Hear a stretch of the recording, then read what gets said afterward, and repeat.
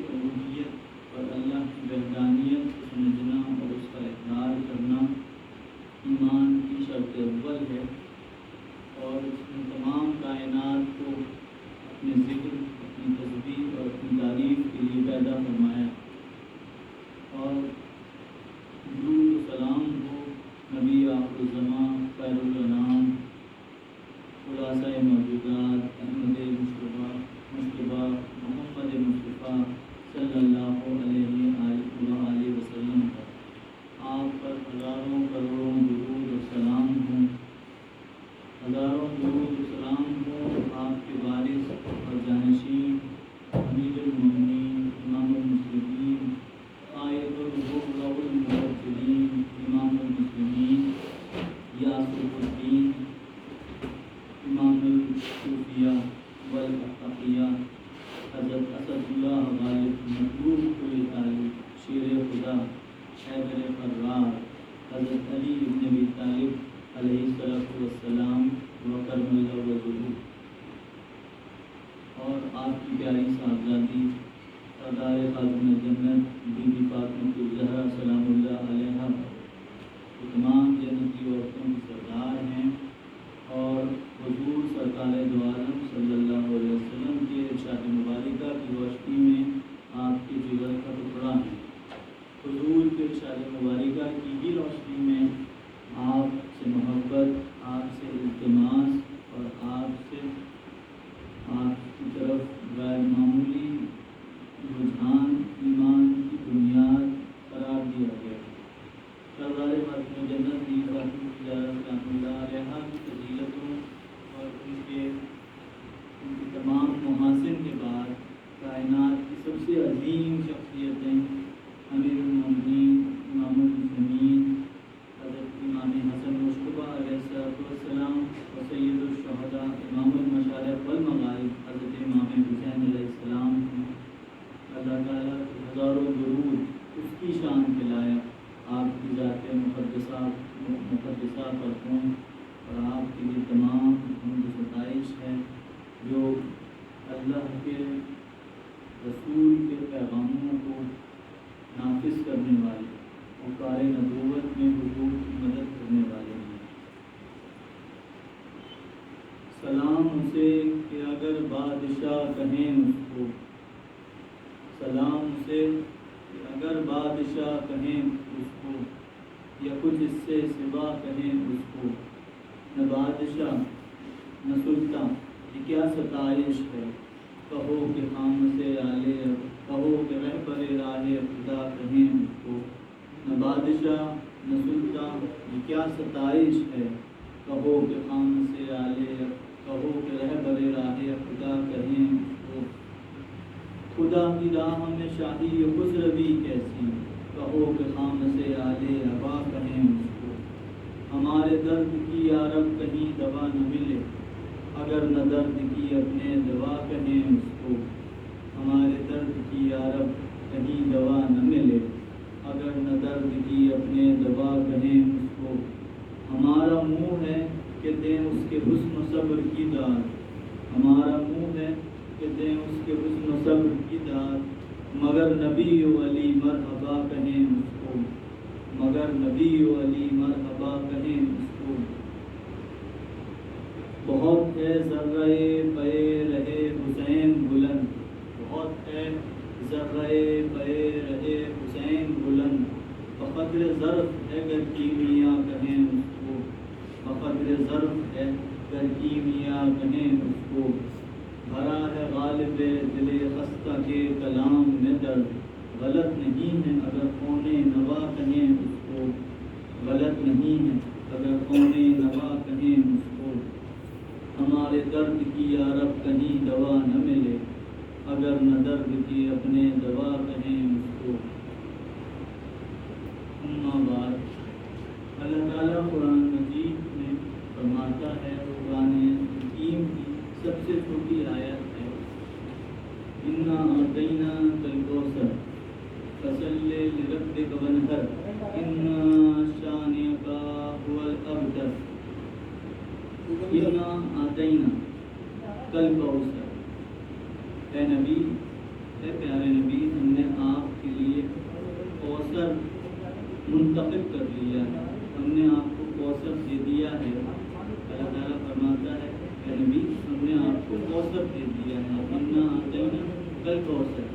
फसल लिरब्बिक वनहर, और आप अल्लाह की तारीफ़ करें, अल्लाह के लिए इबादत करें। फसल लिरब्बिक, आप अपने रब की तारीफ़ बयान करें, उसकी इबादत करें, उसकी इत्तिबा करें। वनहर यानी अल्लाह के लिए कुर्बानी दें, अल्लाह को इबादत करें और इबादत के बाद उसने जो आपको कौसर अता किया है उसका फिदिया ये है और उसका सिला ये है कि आप उस एहसान कौसर जो आपको अदा किया गया है उसके बदले आप इबादत करें, उसकी तारीफ़ बयान करें। और कौसर, और फरमाया कि ये जो कौसर दिया गया है उसके बदले आप तारीफ़ बयान करिए और कुर्बानी दीजिए। इन्ना अतैना कल कौसर फसल्लि लिरब्बिक वनहर इन्ना शानिअका हुवल अबतर, और बेशक बिल यकीन आपका दुश्मन ही बेनाम निशां और बे औलाद रहने वाला है। अरबी में अबतर के जो मानी हैं, वैसे तो अबतर के मानी जलील होने वाला या नीचा दिखाया जाने वाला, ऐसा शख्स जो नीचे रहे, ऐसे शख्स जो गालिब ना आ सके उसे अबतर कहते हैं। लेकिन अरबी में ये सीगा, ये लफ्ज़ इस्तेमाल होता है अबतर के मानी है वो भी जो ला औलाद हो, जिसकी कोई औलाद और नस्ल न चले, उसको कहते हैं कि वो अबतर है, यानी इसकी कोई औलाद आगे नहीं चली, मुंतकिल नहीं हुई।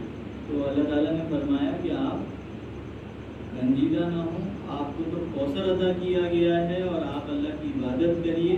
अब इस आयत करीमा में तीन बड़ी चीज़ें हैं जो अल्लाह ताला ने फरमाई। पहली चीज़ फरमाई कि हमने आपको कौसर अदा किया है। दूसरी चीज़ फरमाई कि आप अल्लाह की हम्द करें, कुर्बानी करें। तीसरी चीज़ फरमाई कि बिल हकीकत आपका जो दुश्मन है, आपका जो हरीफ है, वही दर हकीकत जलील होने वाला है, वही अबतर है, वही खिसारे में है, वही नुकसान में है, और आपको तो कौसर अता किया है। अहमद बिन हम्बल रज़ी अल्लाह ताला अन्हु और अब्दुल्लाह इब्न अब्बास जो इमामुल मुफ़स्सिरीन और सबका रावी भी हैं और मुफ़स्सिरीन कुरान में पहली शख्सियत हैं, इसलिए इन्हें अबुल मुफ़स्सिर भी कहते हैं और इमामुल मुफ़स्सिरीन भी कहते हैं। और ये शागिर्द हैं हज़रत मौला अली करमल करीम के और साहबजादे हैं हुजूर के चचा हज़रत अब्बास के। नाम है आपका अब्दुल्ला, तो अब्दुल्ला इब्न अब्बास, और इनको अक्सर कुतुब में इनका नाम इब्नुल अब्बास के नाम से भी आता है। तो जहाँ इब्नुल अब्बास हो, इब्न अब्बास हो, उससे मुराद अब्दुल्ला इब्न अब्बास। और फिर इस्लामी तारीख़ में जो अब्बासी हुक्मरान हुए हैं ये भी अब्दुल्ला इब्न अब्बास ही की नस्ल से। तो उनसे जब ये पूछा गया कि ये जो आयत करीमा है इन्ना अतैना कल कौसर, इससे कौसर से क्या मुराद है और ये इसका शान नुज़ूल क्या है, तो आपने फरमाया कि जब अबू जहल ने, अबू सुफियान ने और हुजूर के जुमला दुश्मनान ने, बनी उमैया के सरदारों ने हज़रत इब्राहीम और हज़रत क़ासिम और हज़रत अब्दुल्ला की शहादत और आपके इंतकाल के बाद ताना हुजूर को दिया कि हज़रत मोहम्मद सल्लल्लाहु अलैहि वसल्लम की नस्ल तो ख़त्म हो गई और नस्ल अब कायम नहीं रही, तो हुजूर की तबीयत में इससे रंजीदगी पैदा हुई, बार पैदा हुआ।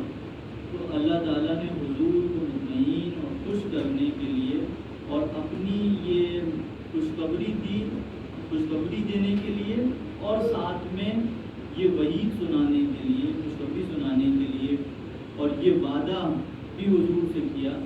दोनों बातें, एक तो हुजूर की तबीयत मलूल थी, हुजूर को खुश करने के लिए ये पेशन गोई फरमा दी कि आपकी नस्ल तो कामयाब और गालिब रहेगी, और जो ये आपके लिए दाना करते हैं, जो आपको ज़ुबान से, जुमलों से और तंज़ ताने से तकलीफ़ देते हैं, इन्हीं की नस्ल दरअसल ख़त्म होने वाली है, इन्हीं की नस्ल नुकसान और खसारे में।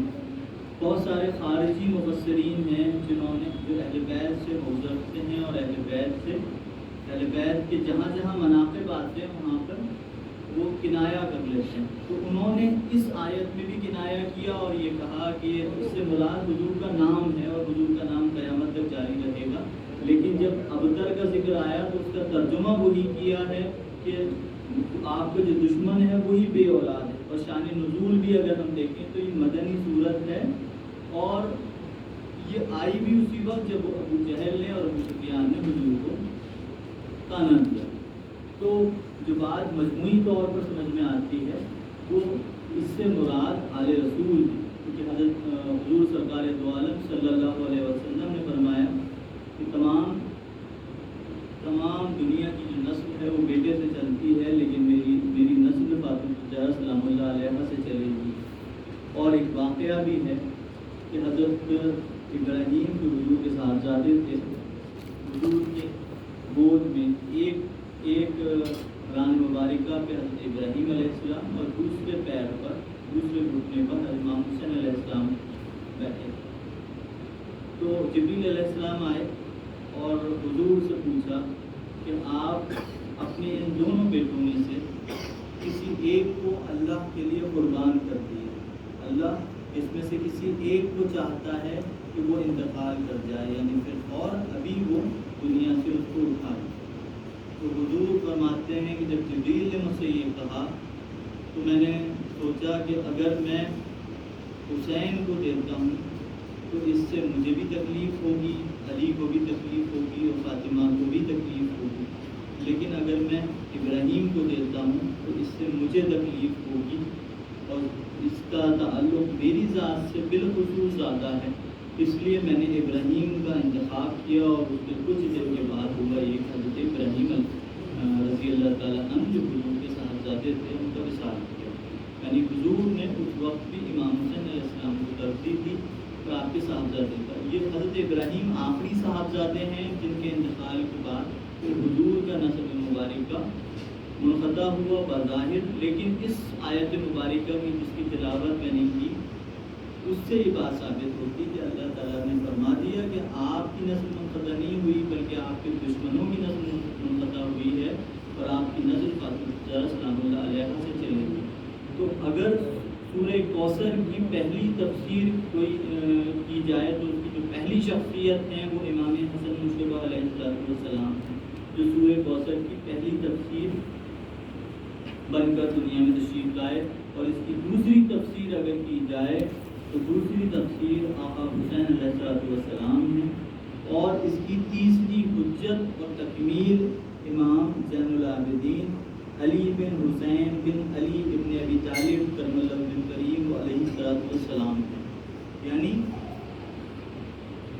جیسے حضرت میٹھے شکرآبادی صاحب رحمۃ اللہ علیہ کا شعر ہے، وہ فرماتے ہیں مٹا کے تجھ کو بہت منفعل ہوئے دشمن کہ روشن اور ہوئی کچھ قسم میں مطلبی، یعنی دشمنوں نے سوچا کہ ہم نے کربلا میں 72 شہید کیے جس میں 16 افراد خاندان اہل بیت کے تھے، اب خاندان اہل بیت ختم ہو جائے گا، اور پھر زندان کی شام اور پھر 6 مہینے جو آپ نے عصوبتیں تکالیفیں اٹھائیں اور پریشانیاں اٹھائیں، ان میں امام زین العابدین علیہ السلام کو اللہ تعالیٰ نے محفوظ رکھا اور آپ قائم رہے، اور پھر تمام آل رسول اور حسینی خاندان جو چلا وہ امام زین العابدین علیہ السلام سے چلا۔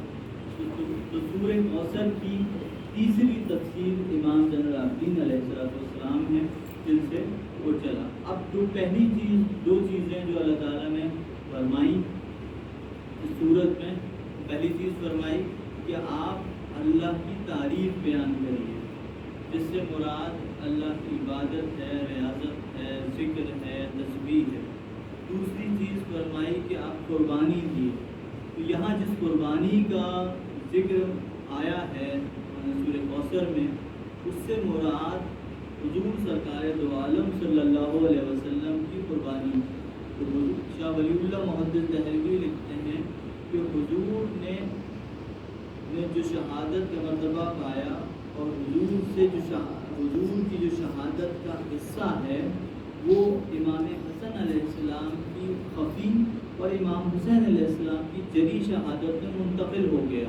یعنی حضور سے جو اللہ تعالیٰ نے فرمایا تھا کہ میں حضور سے فرمایا تھا کہ آپ قربانی کیجئے، تو وہ قربانی کی جو تمثیل بنی، جو قربانی جن اشخاص سے لی گئی، وہ قربانی امام حسن مشتبہ علیہ السلام کی اور امام حسین علیہ السلام کی۔ تو سورہ کوثر مبارکہ حضور کی نسل کے مطالعے میں، اور اللہ تعالیٰ نے حضور سرکار دو عالم صلی اللہ علیہ وآلہ وسلم کی آل کے بارے میں نازل کی ہے، جس پر احمد بن حنبل، عبداللہ بن عباس اور دیگر مفسرین قرآن اور دیگر فقہاء کا اتفاق ہے کہ وہ آل رسول کے لیے آئی۔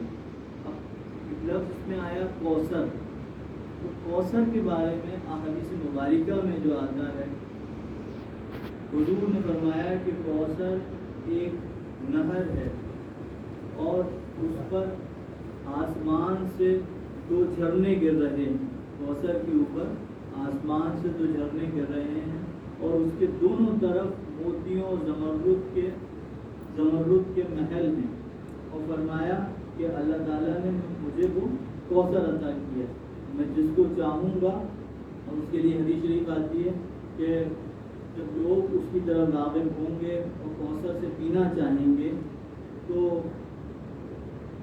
انہیں فرشتے ہٹا رہے ہوں، تو میں کہوں گا کہ یہ میرے صحابی ہیں، تو فرشتے کہیں کہ حضور یہ آپ کے صحابی تھے، لیکن آپ کے بعد انہوں نے دوسرا طریقہ اپنا لیا تھا، یہ دوسرے راستے نکل گئے تھے اور یہ انہوں نے راہ فرار اختیار کر لی تھی۔ تو جن صحابی اور جن لوگوں کے لیے یہ بات آئی ہے، دراصل وہ ہیں جنہوں نے دشمنی خاندان منتخبی میں حصہ لیا، جنہوں نے حضرت مولا علی کی اولاد، حضرت مولا علی کے خاندان کبیر سلام اللہ علیہ کے ساتھ دشمنی کی، ان کے ساتھ یہ معاملات ہوں گے، چاہے وہ درجۂ تابعین تک پہنچتے ہوں یا صحابی ان کو دنیا سمجھتی ہو، لیکن وہ اسی فہرست میں آتے ہیں جن کے لیے حضور نے فرمایا کہ انہیں حوض کوثر سے دور کر دیا جائے۔ اب عبداللہ ابن عباس اور احمد بن حنبل دونوں ہی شخصیت سے ایک اور روایت بھی ہے کہ جب پوچھا گیا کہ کوثر سے کیا مراد ہے، تو کوثر سے استعارتاً اشارتاً جو چیز مراد ہے وہ مراد ہے کثیر خیر، یعنی بہت زیادہ خیر کا معاملہ، اللہ تعالیٰ بہت زیادہ خیر کا معاملہ حضور کے ساتھ فرمایا، اور حضور کو بہت ساری فضیلتیں، بہت ساری نعمتیں بھی دیں، تو وہ جو خیر ہے، چاہے آپ اس کو جنت کا کوثر تصور کریں یا اس کے استعارے کے طور پر تصور کریں کہ حضور کو بہت ساری خیر عطا کی گئی، دونوں کے معنی حضور کے مقام و مرتبے اور حضور کے فیض کے جاری ہونے سے، اور حضور کا فیض جن اشخاص سے جاری ہوا وہ امام حسن اور امام حسین علیہ السلام ہیں۔ تو سورہ کوثر کا جو مصداق ہے، جو شخصیت مبارکہ، وہ حضرت امام حسن مصطفیٰ علیہ السلام، حضرت امام حسین علیہ السلام ہیں، جن کے ذریعے اللہ تعالیٰ نے سلب نبوی کو، خاندان رسول کو جاری و ساری فرمایا، اور جن سے حضور کی ذریت اور حضور کا نسب چلا۔ اب کچھ احادیث مبارکہ ہیں جو میں ذکر کے شروع میں پڑھ دیتا ہوں کہ کچھ مسئلوں پر، پھر کچھ مسائل بھی پڑھتا ہوں، کچھ مسئلوں پر گفتگو ہو جائے۔ حضرت امام حسین علیہ السلام کے بارے میں احادیث رسول اللہ صلی اللہ علیہ وآلہ وسلم، حضرت اسامہ بن زید روایت کرتے ہیں کہ رسول اللہ صلی اللہ علیہ وآلہ وسلم نے فرمایا، یہ دونوں میرے بیٹے ہیں اور میرے گوشہ جگر کے بیٹے ہیں، اے اللہ میں ان دونوں سے محبت کرتا ہوں، تو بھی ان دونوں سے محبت فرما، اور اس سے بھی جو ان دونوں سے محبت کرے۔ ترمذی۔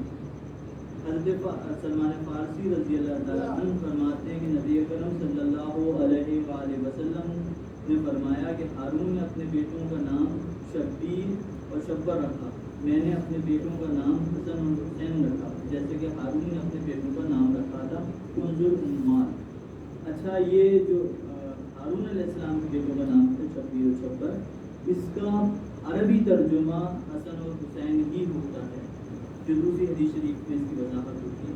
حضرت ابو ہریرہ رضی اللہ تعالیٰ عنہ روایت کرتے ہیں کہ نبی اکرم صلی اللہ علیہ وآلہ وسلم نے فرمایا، جس نے حسن اور حسین سے محبت کی اس نے مجھ سے محبت کی، اور جس نے ان دونوں سے بغض رکھا اس نے مجھ سے بغض رکھا۔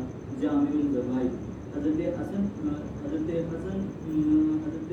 انس بن مالک رضی اللہ فرماتے ہیں کہ نبی اکرم صلی اللہ علیہ وسلم نے فرمایا کہ بے شک حسن اور حسین دونوں دنیا میں میرے دو پھول ہیں۔ حضرت عقبہ بن عامر فرماتے ہیں کہ رسول اللہ صلی اللہ علیہ وآلہ وسلم نے فرمایا حسن اور حسین عرش کے دو فرد ہیں اور وہ عرش سے معلق ہیں۔ سنن ترمذی۔ حضرت ابو سعید خدری فرماتے ہیں کہ نبی اکرم صلی اللہ علیہ وآلہ وسلم نے فرمایا کہ مجھ سے کہ حسن اور حسین جنتی جوانوں کے سردار ہیں۔ سنن صحیح ترمذی۔ حضرت علی حضرت عبداللہ بن عمر دونوں روایت کرتے ہیں کہ نبی اکرم صلی اللہ علیہ وآلہ وسلم نے فرمایا کہ میرے یہ دونوں بیٹے حسن اور حسین جنتی جوانوں کے سردار ہیں اور دونوں کے والد ان دونوں سے بہتر ہیں۔ الکافی فی ضابط ابن عدی نے سے روایت کی۔ حضرت حذیفہ بن یمان فرماتے ہیں کہ رسول اللہ صلی اللہ علیہ وسلم نے فرمایا کہ حضرت جبریل میرے پاس آئے اور مجھے بشارت دی کہ حسن اور حسین رضی اللہ تعالیٰ عنہم و علیہ الصلوۃ والسلام جوانوں کے سردار جنتی جوانوں کے سردار ہیں۔ مسند احمد بن حنبل۔ نبی حدیث شریف میں حضرت ابو بکر صدیق رضی اللہ عنہ فرماتے ہیں کہ نبی اکرم صلی اللہ علیہ وسلم نے فرمایا کہ یہ میرے دونوں بیٹے دنیا کے دو پھول ہیں، تہذیب میں اور اپنے اساکر میں اپنی تاریخ دمشق میں نقل کیا۔ حضرت حذیفہ بن یمان فرماتے ہیں کہ نبی اکرم صلی اللہ علیہ وسلم نے فرمایا کہ تم نے اس پیش کرنے والے کو نہیں دیکھا جس نے تھوڑی دیر قبل میرے سامنے پیش کیا؟ وہ فرشتوں میں سے ایک فرشتہ تھا جو آسمان سے اس رات سے پہلے کبھی زمین پر نہیں اترا۔ اس نے اپنے رب سے اجازت طلب کی کہ میرے پاس آ کر مجھے سلام پیش کرے اور یہ بشارت دے کہ حسن اور حسین جنتی جوانوں کے سردار ہیں اور فاطمہ جنتی عورتوں کی سردار ہے۔ جامع الزوائد جلال الدین سیوطی۔ حضرت فاطمہ الزہرا سلام اللہ علیہا روایت کرتی ہیں کہ رسول اللہ صلی اللہ علیہ وآلہ وسلم نے فرمایا کہ حسن کو میرا رعب اور میری سرداری ملی جبکہ حسین کو میری جرت اور صحابت نصیب ہوئی۔ جامع الزوائد جلال الدین سیوطی۔ حضرت انس بن مالک بیان کرتے ہیں کہ حسین بن علی سے زیادہ کوئی رسول اللہ صلی اللہ علیہ وسلم کی مشابہ نہیں تھا۔ جامع صحیح بخاری۔ یعلا بن مرا کہتے ہیں نبی اکرم صلی اللہ علیہ وسلم نے فرمایا کہ حسین مجھ سے ہیں اور میں حسین سے ہوں اور اللہ اس سے محبت کرے کہ حسین سے محبت کرے۔ حسین حسین نواسوں میں سے ایک نواسے ہیں۔ حضرت علی بن ابی طالب فرماتے ہیں کہ حضور نبی اکرم صلی اللہ علیہ وسلم نے فرمایا کہ جس نے اس سے محبت کی یعنی حسین سے محبت کی اس نے مجھ سے محبت کی۔ المعجم الکبیر میں طبرانی نے روایت کیا۔ حضرت ابو یعلا بن مرا فرماتے ہیں کہ نبی اکرم صلی اللہ علیہ وآلہ وسلم نے فرمایا کہ حسین مجھ سے ہیں اور میں حسین سے ہوں۔ اللہ نے ان سے محبت کی جس نے حسین سے محبت کی اور حسن اور حسین دونوں نواسوں میں سے نواسے ہیں۔ معجم الکبیر طبرانی۔ حضرت انس بن مالک روایت کرتے ہیں کہ نبی اکرم صلی اللہ علیہ وسلم سے پوچھا گیا کہ اہل بیت میں سے آپ کو سب سے زیادہ کون محبوب ہے؟ آپ صلی اللہ علیہ وسلم نے فرمایا کہ حسن اور حسین۔ اور حضرت فاطمہ الزہرا سلام اللہ علیہا سے فرمایا کرتے تھے کہ یہ میرے دونوں بچوں کو لاؤ۔ پھر آپ صلی اللہ علیہ وسلم ان کو سنتے اور ان کو چمٹا لیتے۔ سنن صحیح ترمذی۔ حضرت ابو ایوب انصاری فرماتے ہیں کہ نبی اکرم صلی اللہ علیہ وسلم نے فرمایا کہ میں ان دونوں سے کیسے نہ محبت کروں جبکہ وہ دونوں دنیا میں میرے جو پھول ہیں جن کو میں سونگتا ہوں۔ حضرت برا بن عازب فرماتے ہیں کہ نبی اکرم صلی اللہ علیہ وسلم نے حسن اور حسین کو دیکھا تو فرمایا علیہ السلام کو دیکھا تو فرمایا کہ اے اللہ میں ان دونوں سے محبت کرتا ہوں، تو بھی ان دونوں سے محبت فرما۔ سنن ترمذی۔ رسول اللہ صلی اللہ علیہ وسلم نے فرمایا حسین مجھ سے ہیں اور میں ان سے ہوں۔ اللہ نے ان سے محبت کی جس نے ان سے محبت کی اور حسن اور حسین دونوں نوجوانان سردار جنت۔ مستدرک الحاکم نشر۔ حضرت حذیفہ بن یمان بھی پھر دوبارہ روایت کرتے ہیں کہ نبی اکرم صلی اللہ علیہ وسلم نے فرمایا میں کیوں نہ خوش ہوں جب جبریل میرے پاس آئے اور مجھے خوشخبری دی کہ حسن اور حسین نوجوانان جنت کے سردار ہیں اور ان کے والد ان دونوں سے بہتر ہیں۔ حضرت علی فرماتے ہیں کہ نبی اکرم صلی اللہ علیہ وسلم نے فرمایا کہ بچہ پھول ہے اور ہر حسن اور امام حسین علیہ السلام دونوں پھول ہیں۔ حضرت ابو ہریرہ رضی اللہ تعالیٰ فرماتے ہیں کہ نبی اکرم صلی اللہ علیہ وسلم نے فرمایا اے اللہ میں ان دونوں دونوں سے یعنی حسن اور امام حسین صاحب سے محبت کرتا ہوں، تو بھی ان سے محبت فرما۔ صحیح بخاری۔ حضرت سلمان فارسی رضی اللہ تعالیٰ عنہ فرماتے ہیں، فرمایا رسول خدا صلی اللہ علیہ وسلم نے، حسن اور حسین میرے دو بیٹے ہیں، تو جو ان دونوں سے محبت کرتا ہے اس نے مجھ سے محبت کی، اور جس نے مجھ سے محبت کی اس نے اللہ سے محبت کی، اور جس نے اللہ سے محبت کی اس کو جنت میں داخل، اللہ اس کو جنت میں داخل فرمائے گا۔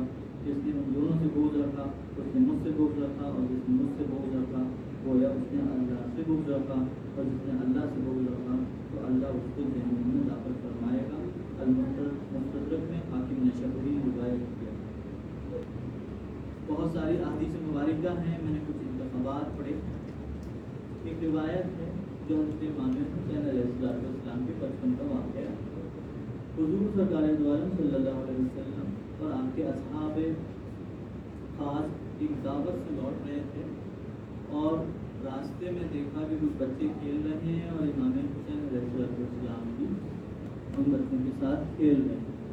حضور سرکار دو عالم صلی اللہ علیہ وسلم کے پیچھے پیچھے تشریف لے گئے، حتیٰ کہ حضور جس سے جاتے امام حسین علیہ السلام کم سن تھے، اور آپ اپنا راستہ بدل لیتے اور پھر حضور پھر ان کی جسم پڑھتے، پھر وہ دوسری راستے کی طرف چلے جاتے۔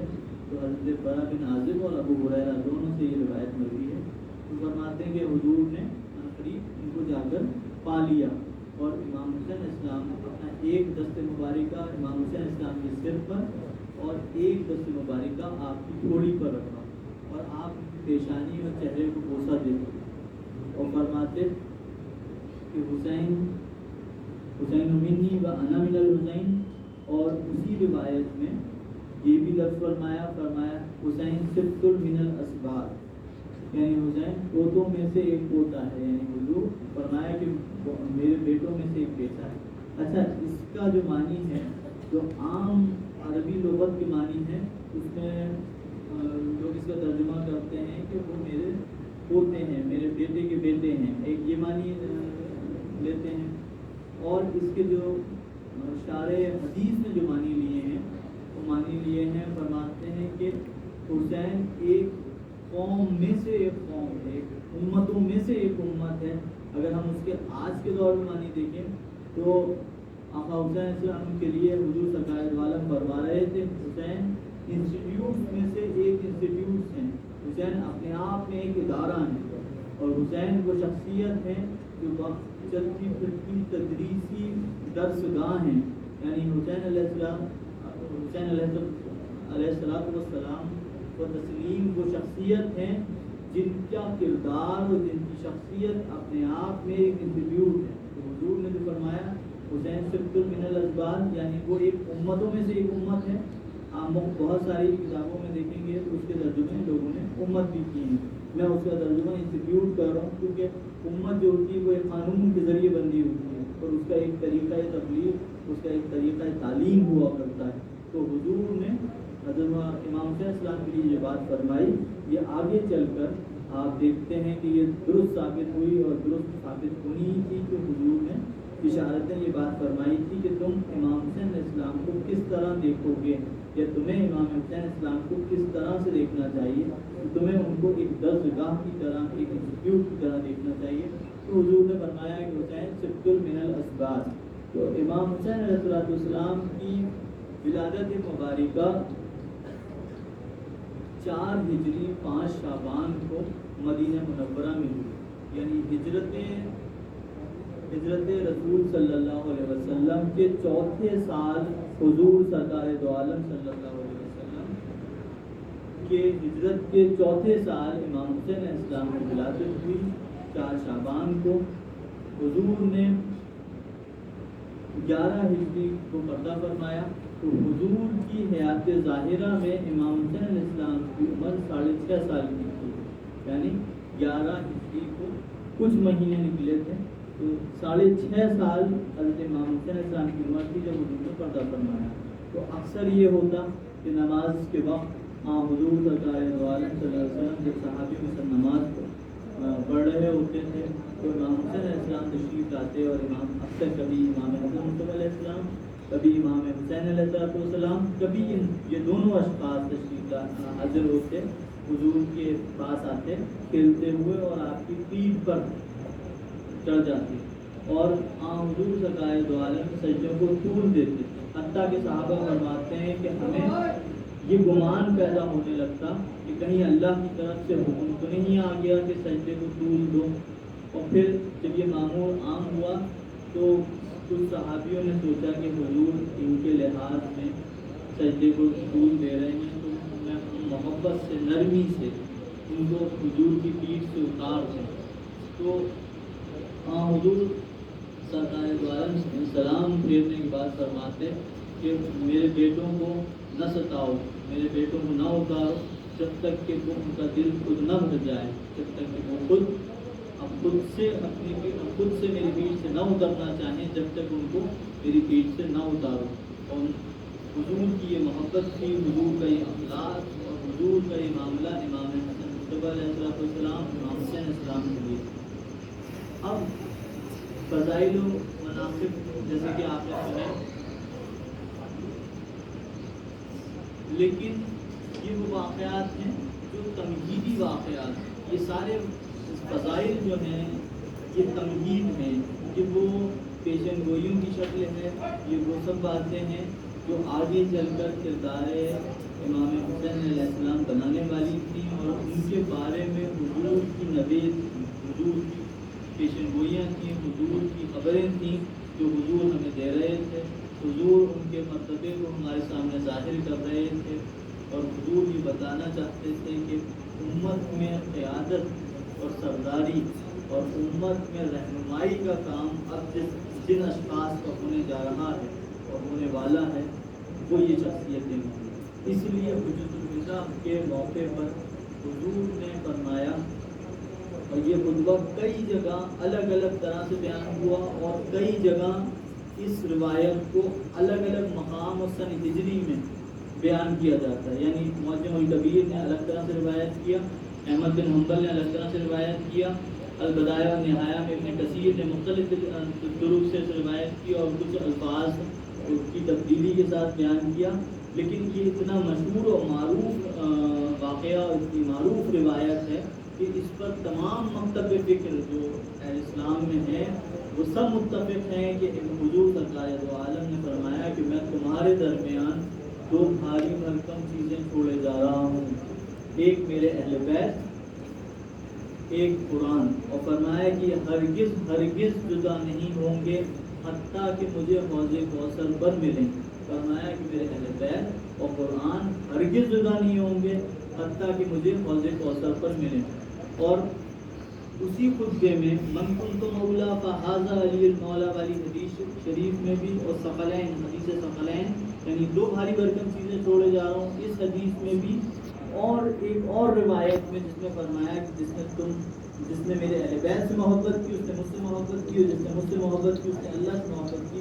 اس میں حضور نے فرمایا کہ میں اہل بیت کے معاملے میں تمہیں اللہ کا خوف دلاتا ہوں، میں اہل بیت کے معاملے میں تمہیں اللہ کا خوف دلاتا ہوں، میں اہل بیت کے معاملے میں تمہیں اللہ کا خوف دلاتا ہوں۔ اور فرمایا کہ ایک حدیث کا مفہوم ہے کہ حضور نے فرمایا کہ میں اب دیکھنا کہ تم میرے بعد میرے اہل بیت کے ساتھ کیا سلوک کرتے ہو۔ اس لیے حضور نے فرما دیا علی ماء القرآن، قرآن ماء العلی، علی ماء حق و حق ماء العلی و حق سمت العلی۔ فرمایا کہ قرآن علی کے ساتھ ہے، علی قرآن کے ساتھ ہے، اور فرمایا کہ اہل بیت، فرمایا کہ علی حق کے ساتھ اور حق علی کے ساتھ ہے۔ یا اللہ حق کو اس طرف پھیر دے جس طرف علی جائیں، حق کو اس طرف منتقل کر دے۔ اور بدایہ و نہایہ میں حافظ ابن کثیر نے لکھا ہے کہ حضور کی حدیث شریف ہے، ام المؤمنین سے بھی مروی، عائشہ صدیقہ رضی اللہ عنہ سے مروی ہے، ابو سعید خدری رضی اللہ عنہ سے مروی ہے کہ حضور نے فرمایا کہ اگر ایک وادی میں سارے لوگ ہوں، ساری دنیا ایک طرف ہو، اور ایک وادی میں علی ہوں تو تم علی کی طرف جانا۔ اور عمار بن یاسر رضی اللہ عنہ کی جو حدیث شریف بخاری شریف میں آئی فضیلت میں، وہ فرمایا کہ عنقریب اسلام میں ایک اختلاف پیدا ہوگا اور عمار بن یاسر رضی اللہ عنہ اس گروہ میں ہوں گے جو حق کی طرف اور جنت کی طرف بلاتا ہوگا، اور وہ جس گروہ سے جنگ کریں گے وہ باغی گروہ ہوگا اور وہ جہنم کی طرف بلاتا ہوگا۔ یہ صحیح بخاری کی بھی روایت ہے، معجم الکبیر کی بھی روایت ہے، اساکر نے بھی روایت کی، اور اتنی مشہور روایت ہے کہ اس کے حوالہ جات بھی اگر پڑھے جائیں تو بہت وقت درکار ہے، لیکن بہت معروف بات ہے کہ حضور نے فرمایا کہ عمار بن یاسر رضی اللہ عنہ کا جس گروہ کی طرف بلائیں گے وہ گروہ حق کی طرف ہوگا، اور جو انہیں قتل کرے گا وہ باغی گروہ ہوگا، اور فرمایا کہ ان کا قاتل جہنمی ہوگا۔ تو وہ کس جنگ کے لیے فرما رہے تھے؟ وہ جنگ صفین کے لیے فرما رہے تھے، جو واقع کربلا سے تقریباً 20 سال پہلے ہوئی، اور یزید کی حکومت کا پیش خیمہ بنی جو جنگ، یعنی اگر جنگ صفین میں پوری طرح سے امیر معاویہ کا خاتمہ ہو جاتا، اور وہ حکومت جو باغی اور سرکش حکومت تھی، وہ حکومت جس نے یزید کی حکومت کی بنا رکھی تھی، وہ حکومت جس نے واقع کربلا کی بنیاد رکھی تھی، وہ حکومت اگر اس وقت ختم ہو جاتی تو واقع کربلا کے معاملات اس شدت کے ساتھ ہمارے سامنے پیش نہ آتے، اور واقع کربلا واقع پذیر ہی نہ ہوتا۔ بہرحال وہ اللہ ہی کی مشیت تھی، لیکن حضور نے ساتھ ساتھ میں نشاندہی فرما دی تھی کہ عمار بن یاسر کو قتل کرنے والا گروہ جہنمی ہے، وہ جہنم کی طرف بلانے والا ہے، وہ باغی گروہ ہوگا جو عمار بن یاسر کو قتل کرے گا۔ اور عمار بن یاسر حضرت مولا علی کرم اللہ کریم کے جلیل القدر صحابی، اور حضرت عمار بن یاسر مولا علی کرم اللہ کریم کے جانثار غلاموں میں سے تھے، اور عمار بن یاسر رضی اللہ عنہ کی یہ فضیلت سن کر کبار صحابہ، جلیل القدر صحابہ عمار بن یاسر کے پیچھے جنگ صفین میں چل رہے تھے کہ دیکھتے ہیں کہ عمار بن یاسر کس طرف جاتے ہیں، کہیں ایسا تو نہیں کہ وہ دوسرے گروہ کی طرف چلے جائیں۔ لیکن عمار بن یاسر رضی اللہ عنہ نے فرمایا، عمار بن یاسر رضی اللہ عنہ لوگوں کو تقریر کرتے اور فرماتے کہ علی کی طرف آؤ، کہ تم نے نہیں سنا کہ حضور نے فرمایا کہ علی حق کے ساتھ ہیں اور حق علی کے ساتھ ہیں۔ تو عمار بن یاسر رضی اللہ عنہ کے لیے بھی یہ حدیث شریف آئی جو بعد میں تاریخ کی اہمیت رکھتی ہے۔ تو واقع کربلا کی جو بنیاد بنی، واقع کربلا ہوا 61 ہجری میں، اور جنگ صفین ہوئی مولا کے پردہ حضرت مولا علی کرم اللہ کریم کے پردہ فرمانے کے تقریباً 8 مہینے پہلے، 9 مہینے پہلے جنگ صفین ہوئی۔ تو جنگ صفین ختم ہوئی، 1 سال تقریباً اس کے مارچے ہوتے ہیں، لمبی جنگ ہوئی۔ ایک دن تو اتنی لمبی جنگ ہوئی کہ 90,000 لوگ ایک دن میں مارے گئے، اور تاریخ اسلام کی سب سے بڑا مارکا کہلاتا ہے۔ تو 61 ہجری کے لیے حضور نے اتنی وعیدیں فرمائی تھیں کہ حضرت ام فضل جو حضرت عباس کی بیوی اور عبداللہ بن عباس کی والدہ ہیں، وہ فرماتی ہیں، ایک روایت ہے، فرماتی کہ میں نے حضور سرکار دو عالم صلی اللہ علیہ وسلم سے عرض کیا، حضور سرکار دو عالم سے عرض کیا کہ میں نے کل ایک خواب دیکھا ہے جس نے مجھے ڈرا دیا۔ تو حضور سرکار دو عالم نے فرمایا کہ اللہ تمہارے خواب کو اچھا کرنے والا ہے، اپنا خواب بیان کرو۔ انہوں نے عرض کیا کہ رسول اللہ میں نے خواب دیکھا کہ کل آپ کا ایک ہاتھ، ایک بازو کٹا اور میری گود میں آ گرا ہے۔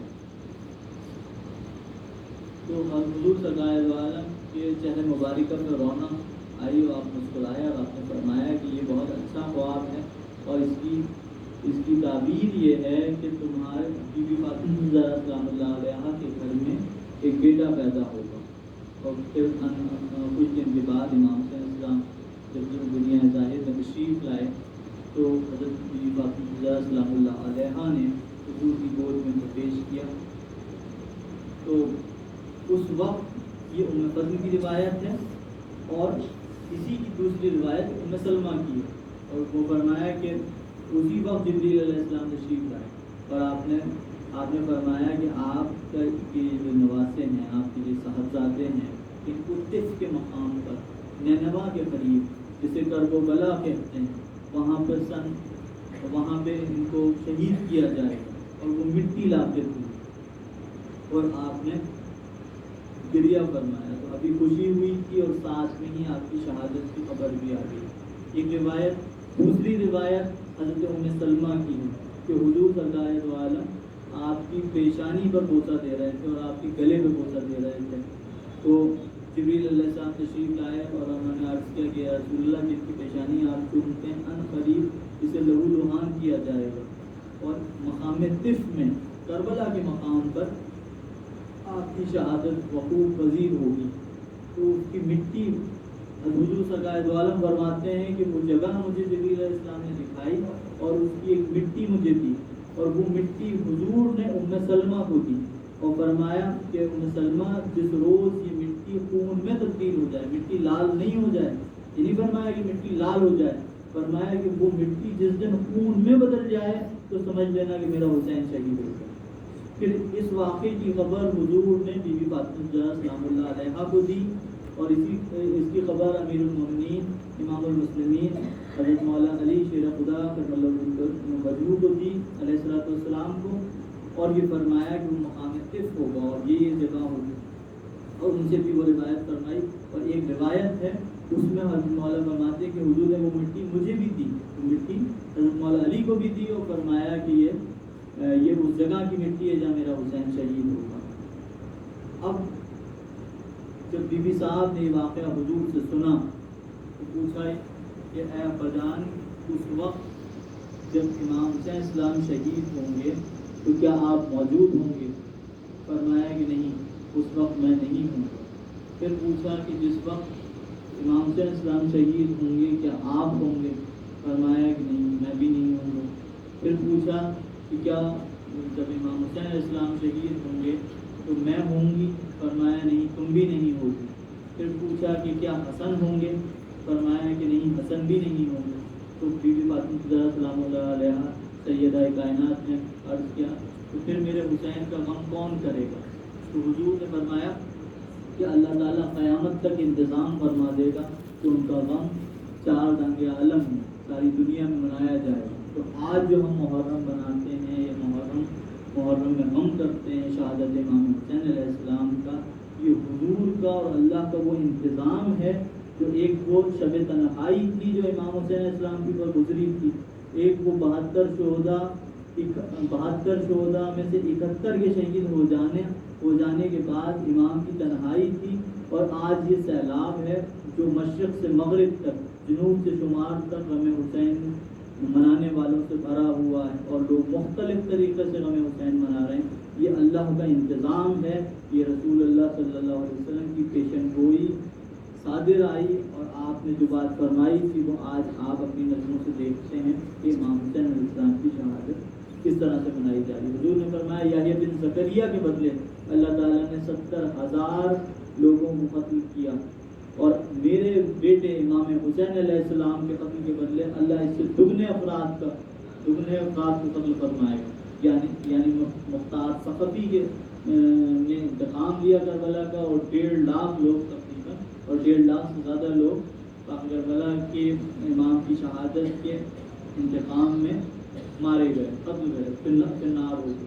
تو امام حسین علیہ السلام کی شہادت کی وعید اتنی عام تھی کہ حضور نے ایک روایت ابو ہریرہ کی ہے جس میں قاتل کا نام فرمایا کہ اس کا نام یزید بن معاویہ ہوگا، ایک روایت ہے جس میں فرمایا کہ ان کی شہادت 61 ہجری میں ہوگی، ایک روایت ہے جس میں فرمایا کہ جس جگہ وہ شہید ہوں گے تو وہ کربلا ہوگی، اس کا نام فرمایا کہ وہ طف کا میدان ہوگا، جسے کربلا کا پرانا نام طف ہے، اور اس کا جو وہ حصہ ہے جہاں پر وہ چھوٹا سا قصبہ تھا اس زمانے میں وہ کربلا کہلاتا تھا۔ تو یہ اتنی معروف خاندان اہل بیت میں روایت تھی کہ جس میں کوئی شک و شبہ کی گنجائش نہیں، اس لیے محمد بن حنفیہ، عبداللہ ابن عمر اور دوسرے عبداللہ ابن عباس اور دوسرے صحابیوں نے جب امام کو کربلا شریف جانے سے روکا تو امام نے فرمایا کہ میں وہ کچھ جانتا ہوں جو اور لوگ نہیں جانتے، اور مجھے حضور نے وہ کچھ حکم فرمایا ہے جس کو ان قریب تم دیکھ لو گے کہ میرے کربلا جانے یا مدینے سے نکلنے کا مقصد کیا ہے۔ وہ بقائے اسلام کے لیے آپ کی قربانی تھی، اور آپ اس کی طرف اشارہ فرما رہے تھے کہ ان قریب تم اس کے ہونے کے بعد دیکھ لو کہ میں کربلا کی طرف کیوں جا رہا ہوں. تو امام سے تشریف لے گئے. تو جس مقام پہ قوم نے آپ کو روکا, آپ نے اس کے لشکر کو پانی پلایا اور پھر اس مقام سے آگے بڑھے. تو پھر دوبارہ ایک ملاقات حضرت حر سے ہوئی اور وہ 2 رمضان کا دن تھا. تو حضرت حر سے امام حسین اسلام نے پوچھا کہ یہ کون سا مقام ہے. آپ نے فرمایا, حضرت حر نے عرض کیا کہ یہ مقام کرب و بلا ہے. تو آپ نے فرمایا کہ خیمے یہی گاڑ دو, یہی وہ جگہ ہے. اچھا, اس کی آخری پیشن گوئی حضور سرکار دو عالم صلی اللہ علیہ وسلم نے تو آپ کی پیدائش کے وقت سے لے کر اپنے وصال تک متواتر روایات ہیں, عبداللہ بن عباس کی, ام سلمہ کی, عائشہ صدیقہ رضی اللہ عنہا کی.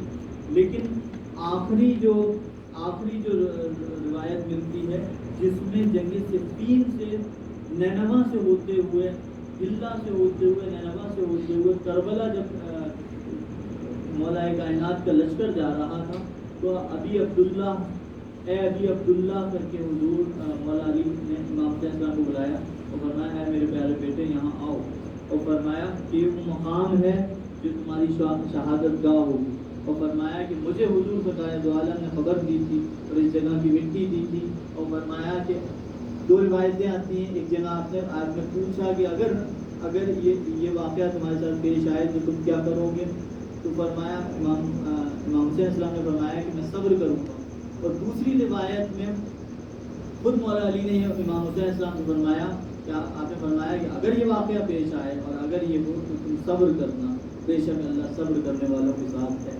تو امام حسین اسلام کو حضرت مولا علی نے خود بنفس نفیس ان کا ہاتھ پکڑ کے, آپ کے مسیب آپ کے شاگرد تھے, وہ فرماتے ہیں کہ حضور مولا علی نے امام حسین اسلام کے ساتھ, اور امام حسین حسن مصطفیٰ علیہ السلام بھی موجود تھے, آپ نے فرمایا کہ یہ وہ مقام ہے جہاں پہ شہدائے کربلا کے خیمے لگیں گے. یہ وہ مقام ہے جہاں پہ یہ شہید ہوں گے. یہ وہ مقام جہاں پر وہ شہید ہوں گے. اور آپ ایک پتھر پہ بیٹھے اور آپ نے دیر تک فکر فرمائی اور پھر وہاں سے تشریف لے گئے. تو امام حسین علیہ السلام کے لیے واقعہ کربلا کوئی اجنبی واقعہ نہیں تھا, کوئی ایسی بات نہیں تھی جو حادثاً یا پھر اور واقع ہو گئی ہو, بلکہ وہ ایسی خبر تھی جو آپ کی پیدائش سے لے کر جب تک 60 ہجری نہیں آ گیا, امام حسین اسلام کی شہادت نہیں ہو گئی, آپ کو وہ سارے منظر دکھا دیے گئے تھے. اور مقام پر ہر پڑاؤ پر حضور سرکار دو عالم صلی اللہ علیہ وسلم کی خبر اور آپ کی مدد و نصرت اور آپ کی تائید امام حسین اسلام کے ساتھ ہر گاؤں پر تھی.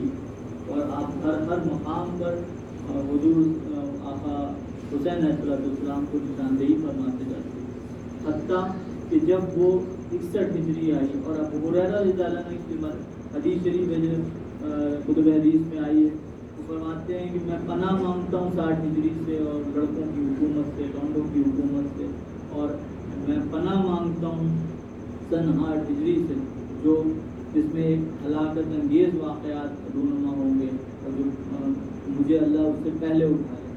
پھر حضرت ابو ہریرہ رضی اللہ عنہ نے 60 ہجری سے پہلے بلکہ 61 ہجری سے پہلے 60 ہجری میں انتقال کیا. 61 ہجری کی شروعات میں 10 محرم کو 2 محرم کو آقا حسین علیہ السلام نے کربلا میں خیمے گاڑے اور پھر 5 دن تک آپ کا مکالمہ ہوا باتیں ہوئی جنگ کے معاملات متعلق. اور 9 کو طے ہوا 9 محرم کو کہ آج جنگ ہوئی. لیکن امام نے فرمایا کہ ہمیں ایک رات دو کہ ہم اللہ کا ذکر کر سکیں. پھر اصحاب حسین اور امام حسین علیہ السلام نے اپنے اصحاب کے ساتھ پوری رات عبادت کی, ریاضت کی اور اللہ کی گریہوزاری اور وہ شب عاشور کی وہ رات کی 9 محرم کے دن کے گزر جانے کے بعد 10ویں شب پوری رات آپ نے عبادت کی. بلکہ روایت میں آتا ہے جیسے بڑوں کے منانے کی آواز آتی ہے, اس طرح سے کثرت ذکر کی آواز امام کے اصحاب سے اور امام کے خیموں کے اصحاب سے آ رہی تھی.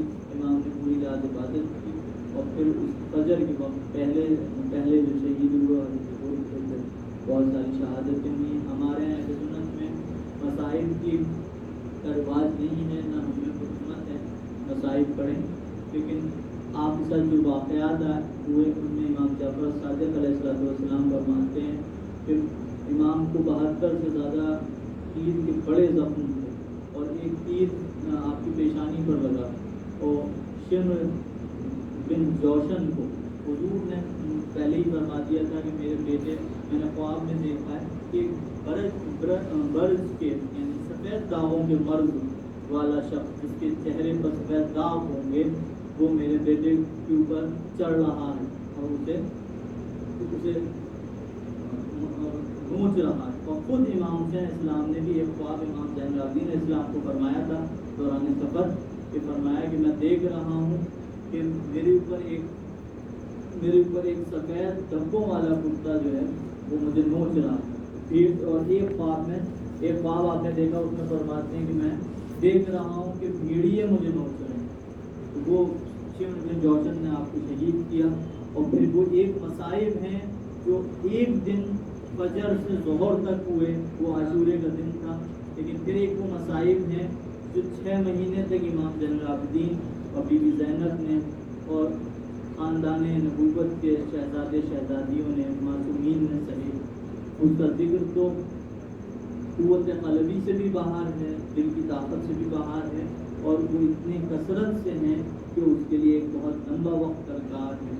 اور غم حسین وہ نعمت ہے جن کے لیے خود آقا حسین علیہ السلام نے فرمایا کہ جس نے ہمارے غم میں ایک آنسو بھی بہایا، اللہ تعالیٰ اس کی بخشش واجب کر دیتا ہے ہم پر، یعنی ہم اس کی بخشش کرائیں یہ ہم پر اللہ واجب کر دیتا ہے اگر اس نے ایک آنسو بہایا۔ اور خود سرکار دو عالم صلی اللہ علیہ وسلم کی سنت مبارکہ ہے کہ 60 ہجری میں حضور سرکار دو عالم کو کس حالت میں دیکھا گیا، اور کسی ایک شخص نے نہیں دیکھا، بلکہ ام سلمہ فرماتی ہیں کہ دوپہر کا وقت تھا، ظہر کا وقت تھا، میری آنکھ لگی اور میں ظہر کی نماز پڑھ کے بس لیٹی تھی کہ میں نے خواب میں حضور سرکار دو عالم صلی اللہ علیہ وسلم کو دیکھا کہ آپ دیدہ ہیں اور آپ کے ریش مبارکہ پہ گرد ہے اور آپ رو رہے ہیں، اور آپ کے ہاتھ میں وہی شیشی ہے جو آپ نے مٹی کی شکل میں، جس شیشی میں مٹی مجھے دی تھی، جو مٹی کی شکل میں جو چیز تھی وہ خون بن گئی ہے۔ تو میں حضور کو اس حالت میں دیکھ کر میں نے حضور سے پوچھا کہ یا رسول اللہ، اے اللہ کے حبیب، کس بات نے آپ کو پریشان کیا؟ تو حضور نے فرمایا کہ میں ابی حسین کے مقتل سے آ رہا ہوں، اس کے شہیدوں کا خون اس بوتل میں جمع کرتا رہا ہوں۔ ام سلمہ فرماتی ہیں کہ میں گھبرا کے میری آنکھ کھل گئی، میں نے فوراً جا کے اس شیشی کو دیکھا تو وہ خون سے بھری ہوئی، یعنی جس میں مٹی ہوا کرتی تھی اور وہ خون سے پر ہو گئی۔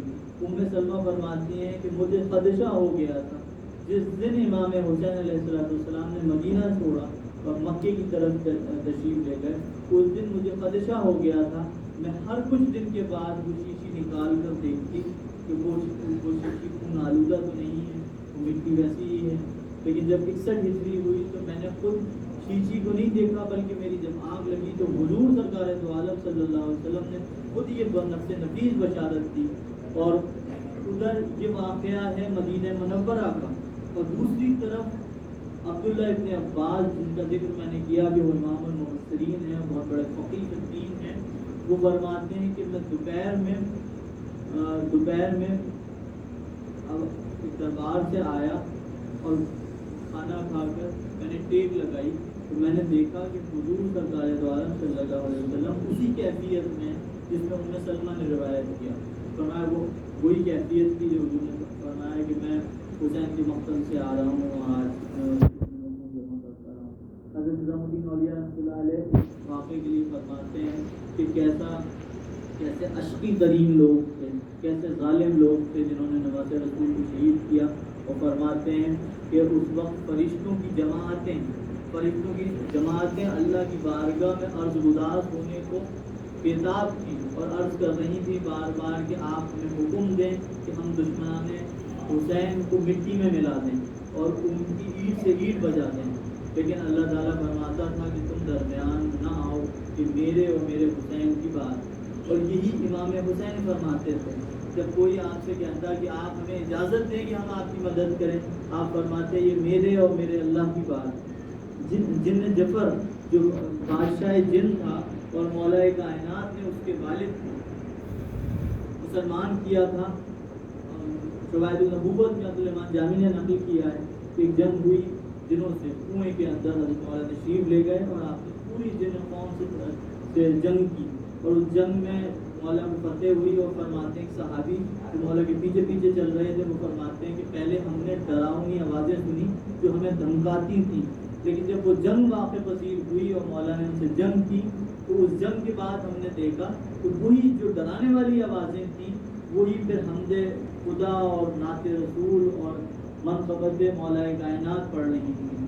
تو یہ جن جفر جو تھے یہ انہی بادشاہ کے بیٹے تھے۔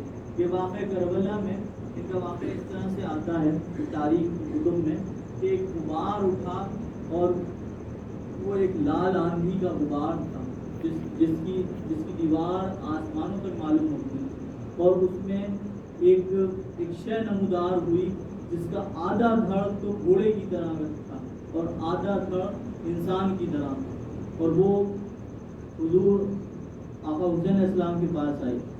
حضور نے فرمایا، حضور آقا حسین علیہ السلام نے پوچھا کہ تم کون؟ انہوں نے کہا کہ میں جن جفر ہوں۔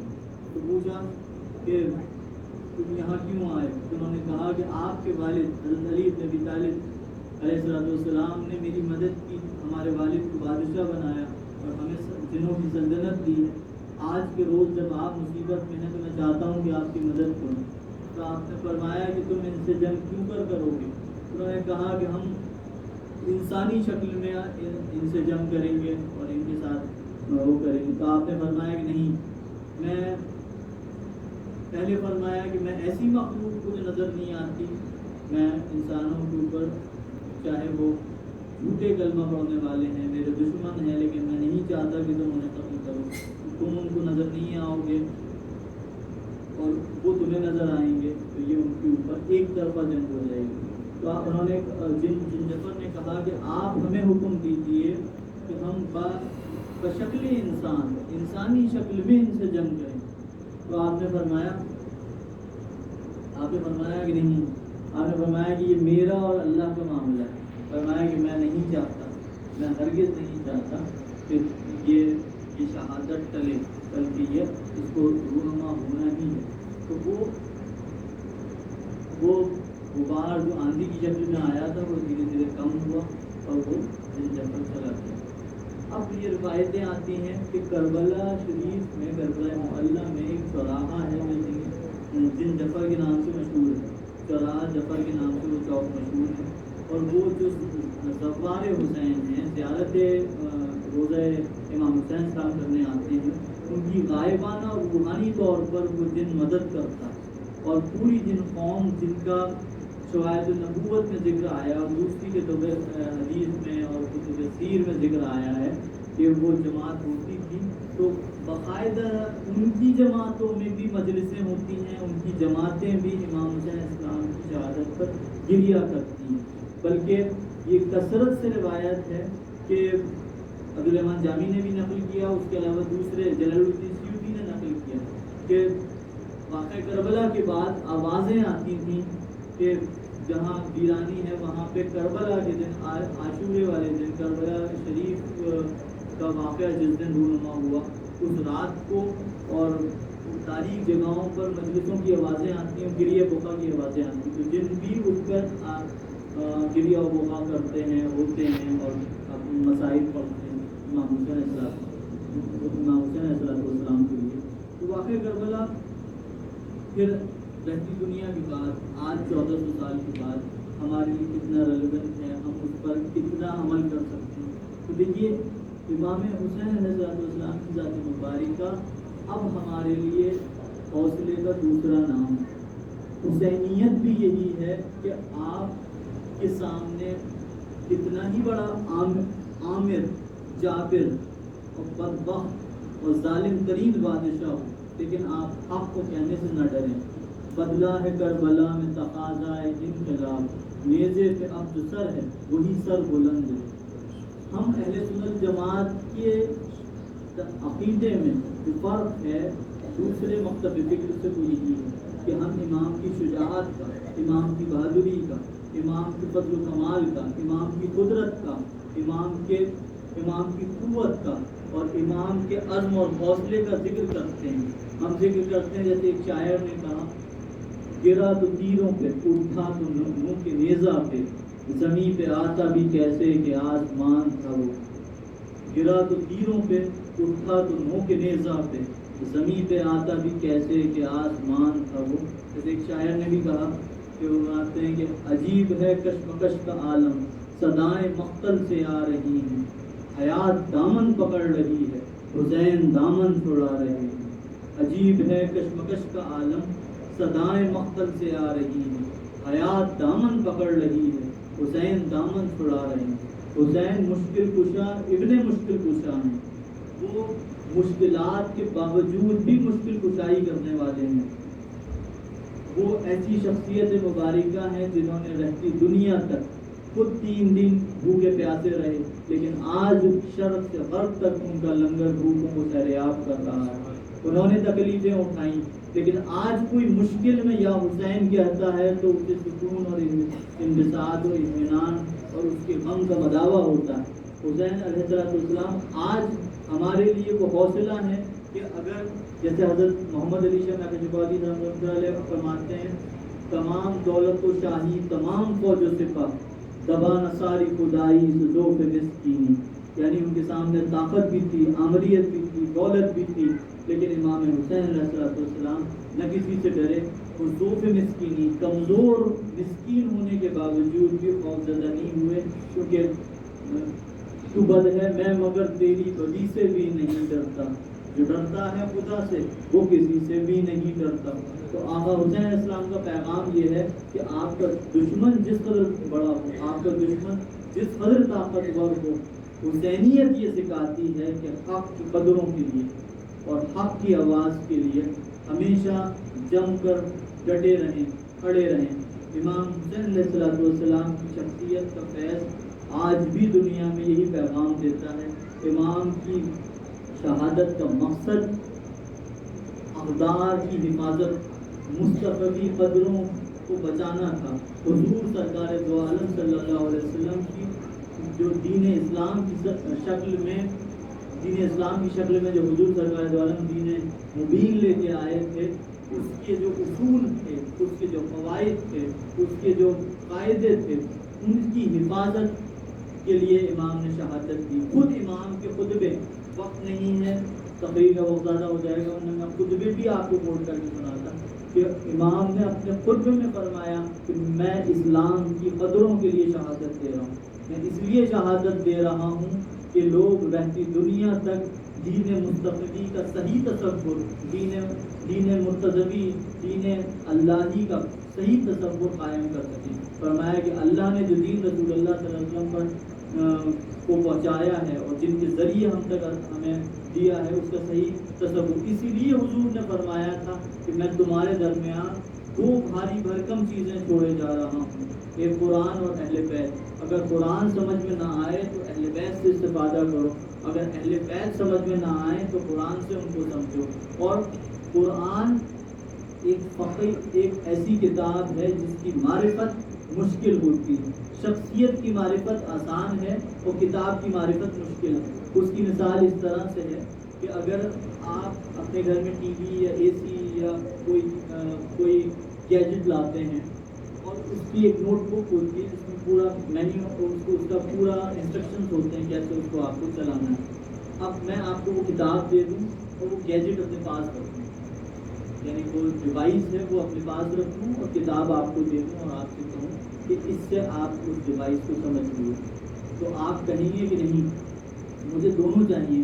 میں نے اپنا نیا فون خریدا ہے، اس فون کے فنکشنز کو سمجھنے کے لیے مجھے اس کی کتاب کے ساتھ ساتھ وہ ڈیوائس بھی چاہیے، جبھی تو میں اس کے انسٹرکشنز کو فالو کر سکتا ہوں. دونوں کتاب یعنی کتاب اللہ اور فطرت رسول اللہ، اہل بیت اور کتاب خدا کا قرآن المبین، دونوں کو ملانے کے بعد ہی دین سمجھ میں آتا ہے. اچھا، اس میں ایک تعویل یہ بھی ہے کہ اگر بہت سارے لوگ ہیں جو انگلش، چائنیز اور ہندی نہیں جانتے، فون آتا ہے، ڈبہ کھولا انہوں نے، اور ڈبہ کھولنے کے بعد وہ سارا ایڈاپٹر نکالا اس میں سے، اور جو اس کے کاغذات ہیں وہ لے کے ڈبہ کو پھینک دیا اسٹور روم میں، اور فون کھول کے آن کر کے دیکھا، کچھ سارے فنکشن سمجھنے لگے۔ تو اہل بیت کا مقام قرآن اور اہل بیت کے درمیان ایسا ہی ہے کہ اگر آقا حسین علیہ السلام اور اگر حضرت امام حسن مصطفیٰ علیہ السلام، حضرت بی بی فاطمہ الزہرا سلام اللہ علیہ، حضرت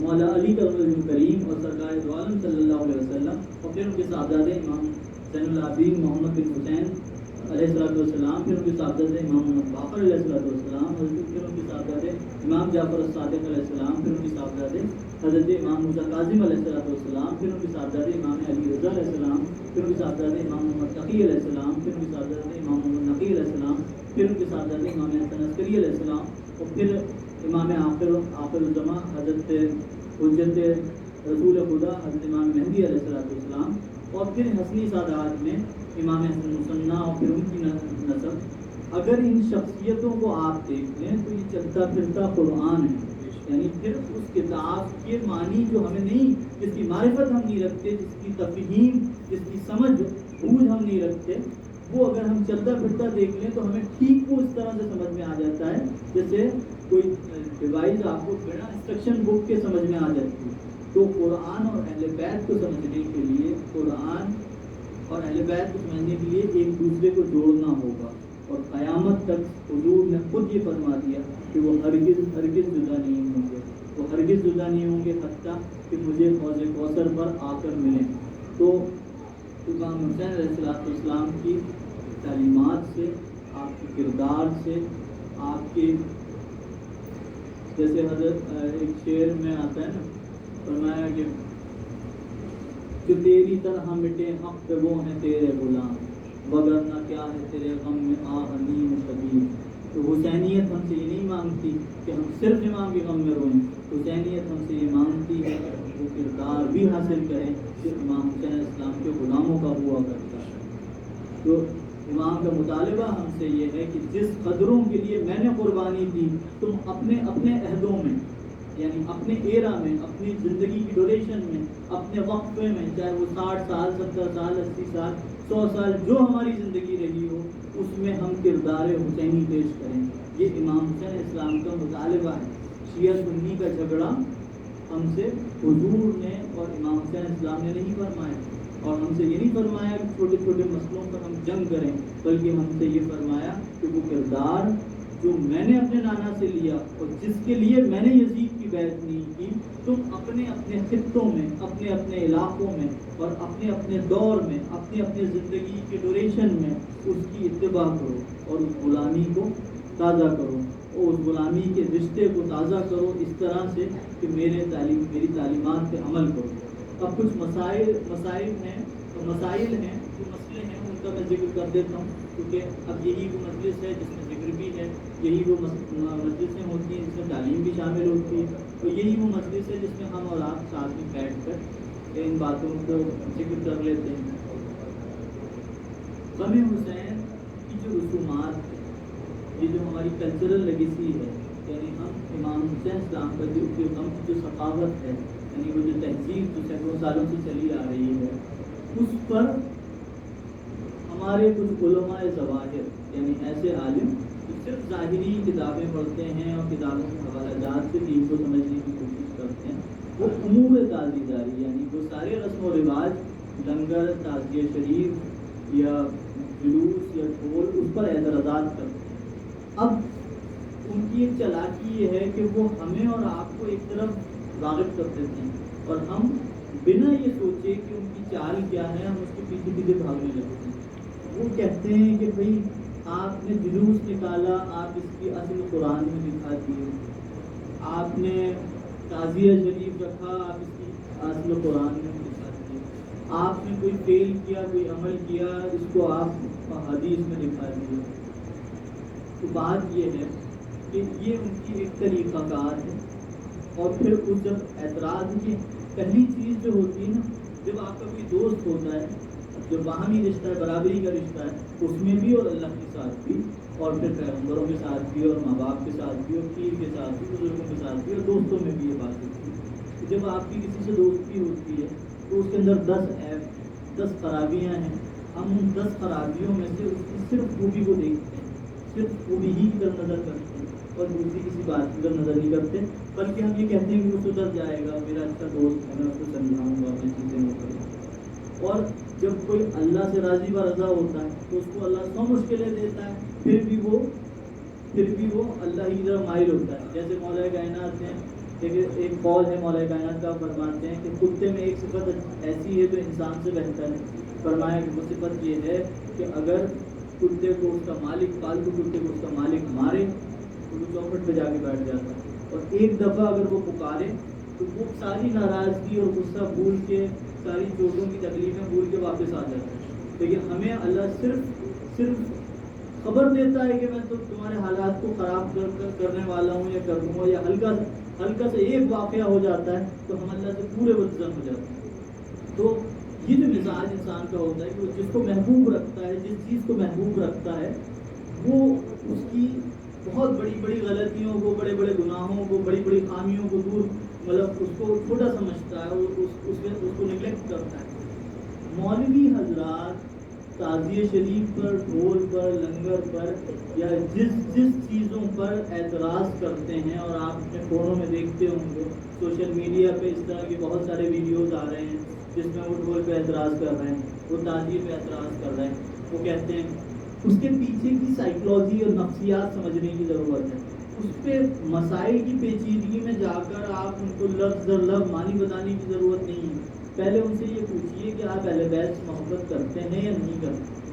اگر آپ اہل بیت سے محبت کرتے ہیں تو ہم آپ سے یہ نہیں کہتے کہ آپ ہمارے اکبروا کے، آگرہ کے محرم جیسے محرم کریے.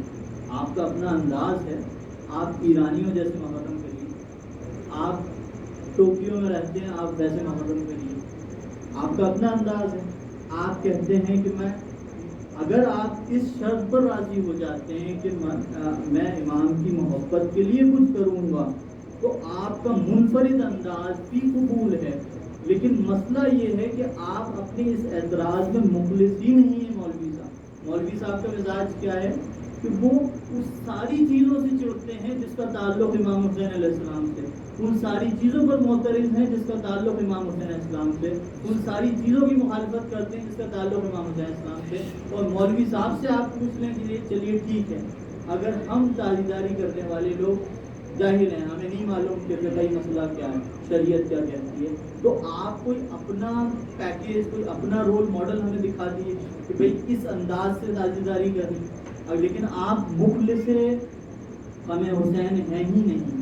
جب غم مصطفیٰ آتا ہے، جب خوشی مصطفیٰ آتی ہے ربیع الاول شریف میں، تو وہی فرقہ جو کثرت سے جلوس کرتا ہے، جو کثرت سے میلاد کرتا ہے، جو دیوبندیوں کو برا کہتا ہے کہ یہ غلط ہیں، یہ دشمنان رسول ہیں، یہ گستاخ رسول ہیں، وہی فرقہ دیوبندیوں کے ساتھ مل کر پھر ماہ محرم میں وہ بھی دیوبندیوں ہی کی شکل اختیار کر لیتا ہے.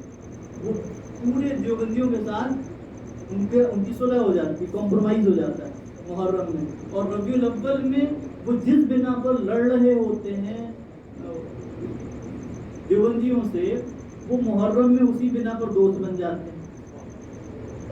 اور زمانے کا ایک اصول ہے کہ دیکھیے، اگر آپ کسی شخص کو پہچاننا چاہتے ہیں کہ وہ آپ کا مخلص ہے یا دوست ہے، تو آپ بہت غریب ہیں، بہت خستہ حالت میں ہیں، ہماری حالت بہت ہی پسماندہ حالت میں ہے، ہمارے پاس نہ پیسہ ہے، نہ دوست ہے، نہ احباب ہے، نہ تعلقات ہے، نہ تعلق، نہ کوئی چیز. تو آپ اس وقت اس کو آزماتے ہیں. تو بھائی جھوٹے آپ اس سے پوچھ لیتے ہیں کہ بھائی مجھے 10,000 روپے کی ضرورت ہے، مجھے دو. وہ کہتا ہے کہ نہیں صاحب وہ میرے پاس نہیں ہے. تو آپ سمجھ لیتے ہیں آپ کا مخلص نہیں ہے، آپ کو نہیں چاہیے تھے. اگر وہ دیتا تو آپ لوٹا دیتے، لیکن آپ نے اس لیے مانگے کہ میں دیکھوں کہ یہ، یا آپ اس کو کوئی ایسی جھوٹا کام بتا دیتے کہ بھئی میرا یہ کام ہے جو آپ کا کام ہوتا ہی نہیں ہے. بس آپ اسے آزماتے ہیں کہ یہ شخص میرا مخلص، میرا سچا دوست ہے یا نہیں. تو آپ یہ ساری آزمائشیں کب کرتے ہیں؟ جب آپ کی اپنی حالت کم ہوتی ہے، پریشانی ہوتی ہے، کوئی غم ہوتا ہے، تب آپ یہ کرتے ہیں. یعنی کوئی موت ہو گئی گھر میں، خدا نخواستہ، اللہ محفوظ رکھے، اور کوئی شخص اس میں کوئی آیا پوچھنے، اگر کوئی رشتہ دار مر گیا، اس میں اگر کوئی شخص آیا پوچھنے آیا، تو آپ اس کو دیکھتے ہیں کہ بھئی یہ صاحب جو تھے وہ جنازے میں تھے، انہوں نے غسل دیا تھا اور یہ جنازے میں ساتھ گئے تھے، اور یہ میرے غم میں انہوں نے کندھے پہ ہاتھ رکھ کے کہا تھا کہ گھبراؤ نہیں، میں تمہارے ساتھ ہوں، اور کوئی تکلیف تھی تو وہ ہمارے ساتھ کھڑے رہے تھے، چاہے زبانی ہی انہوں نے تشفی و تسلی دی تھی، لیکن وہ ہمارے ساتھ تھے۔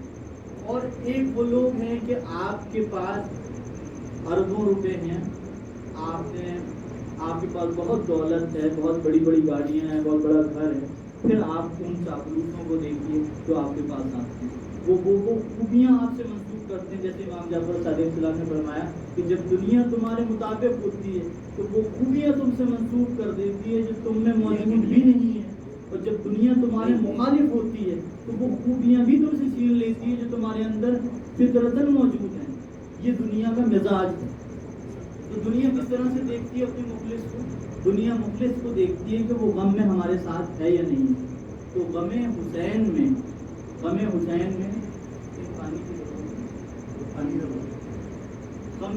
غم مصطفیٰ میں ربیع الاول میں تو آپ کو سب کچھ جائز لگتا ہے۔ غم مصطفیٰ میں آپ مزارات کی نقل کا، جس کو تعزیہ ہی کہیں گے، بنا کر جلوس نکالتے ہیں، مکہ معظمہ کا، مدینہ منورہ کا، اور فاضل بریلوی صاحب کا، اور پتہ نہیں کس کس کے مزار کو، بڑے بزرگوں کا مزار شریف کا بھی اور عام بھی مزار شریف کا، اور کوئی ویسے بھی جھانکی نکالتے ہیں، تو وہ سب جائز ہیں۔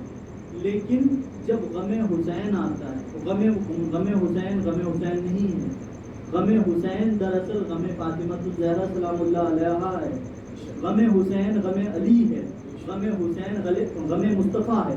تو خوشی مصطفیٰ میں تو آپ شریک ہیں، غم مصطفیٰ میں آپ شریک کیوں نہیں ہوتے؟ یہ ہمارا اخلاص دکھاتا ہے، ہماری پیورٹی دکھاتا ہے کہ ہم امام کے ساتھ کتنے مخلص ہیں، ہم حضور کے ساتھ کتنے مخلص ہیں، ہم خاندان رسول کے ساتھ کتنے مخلص ہیں۔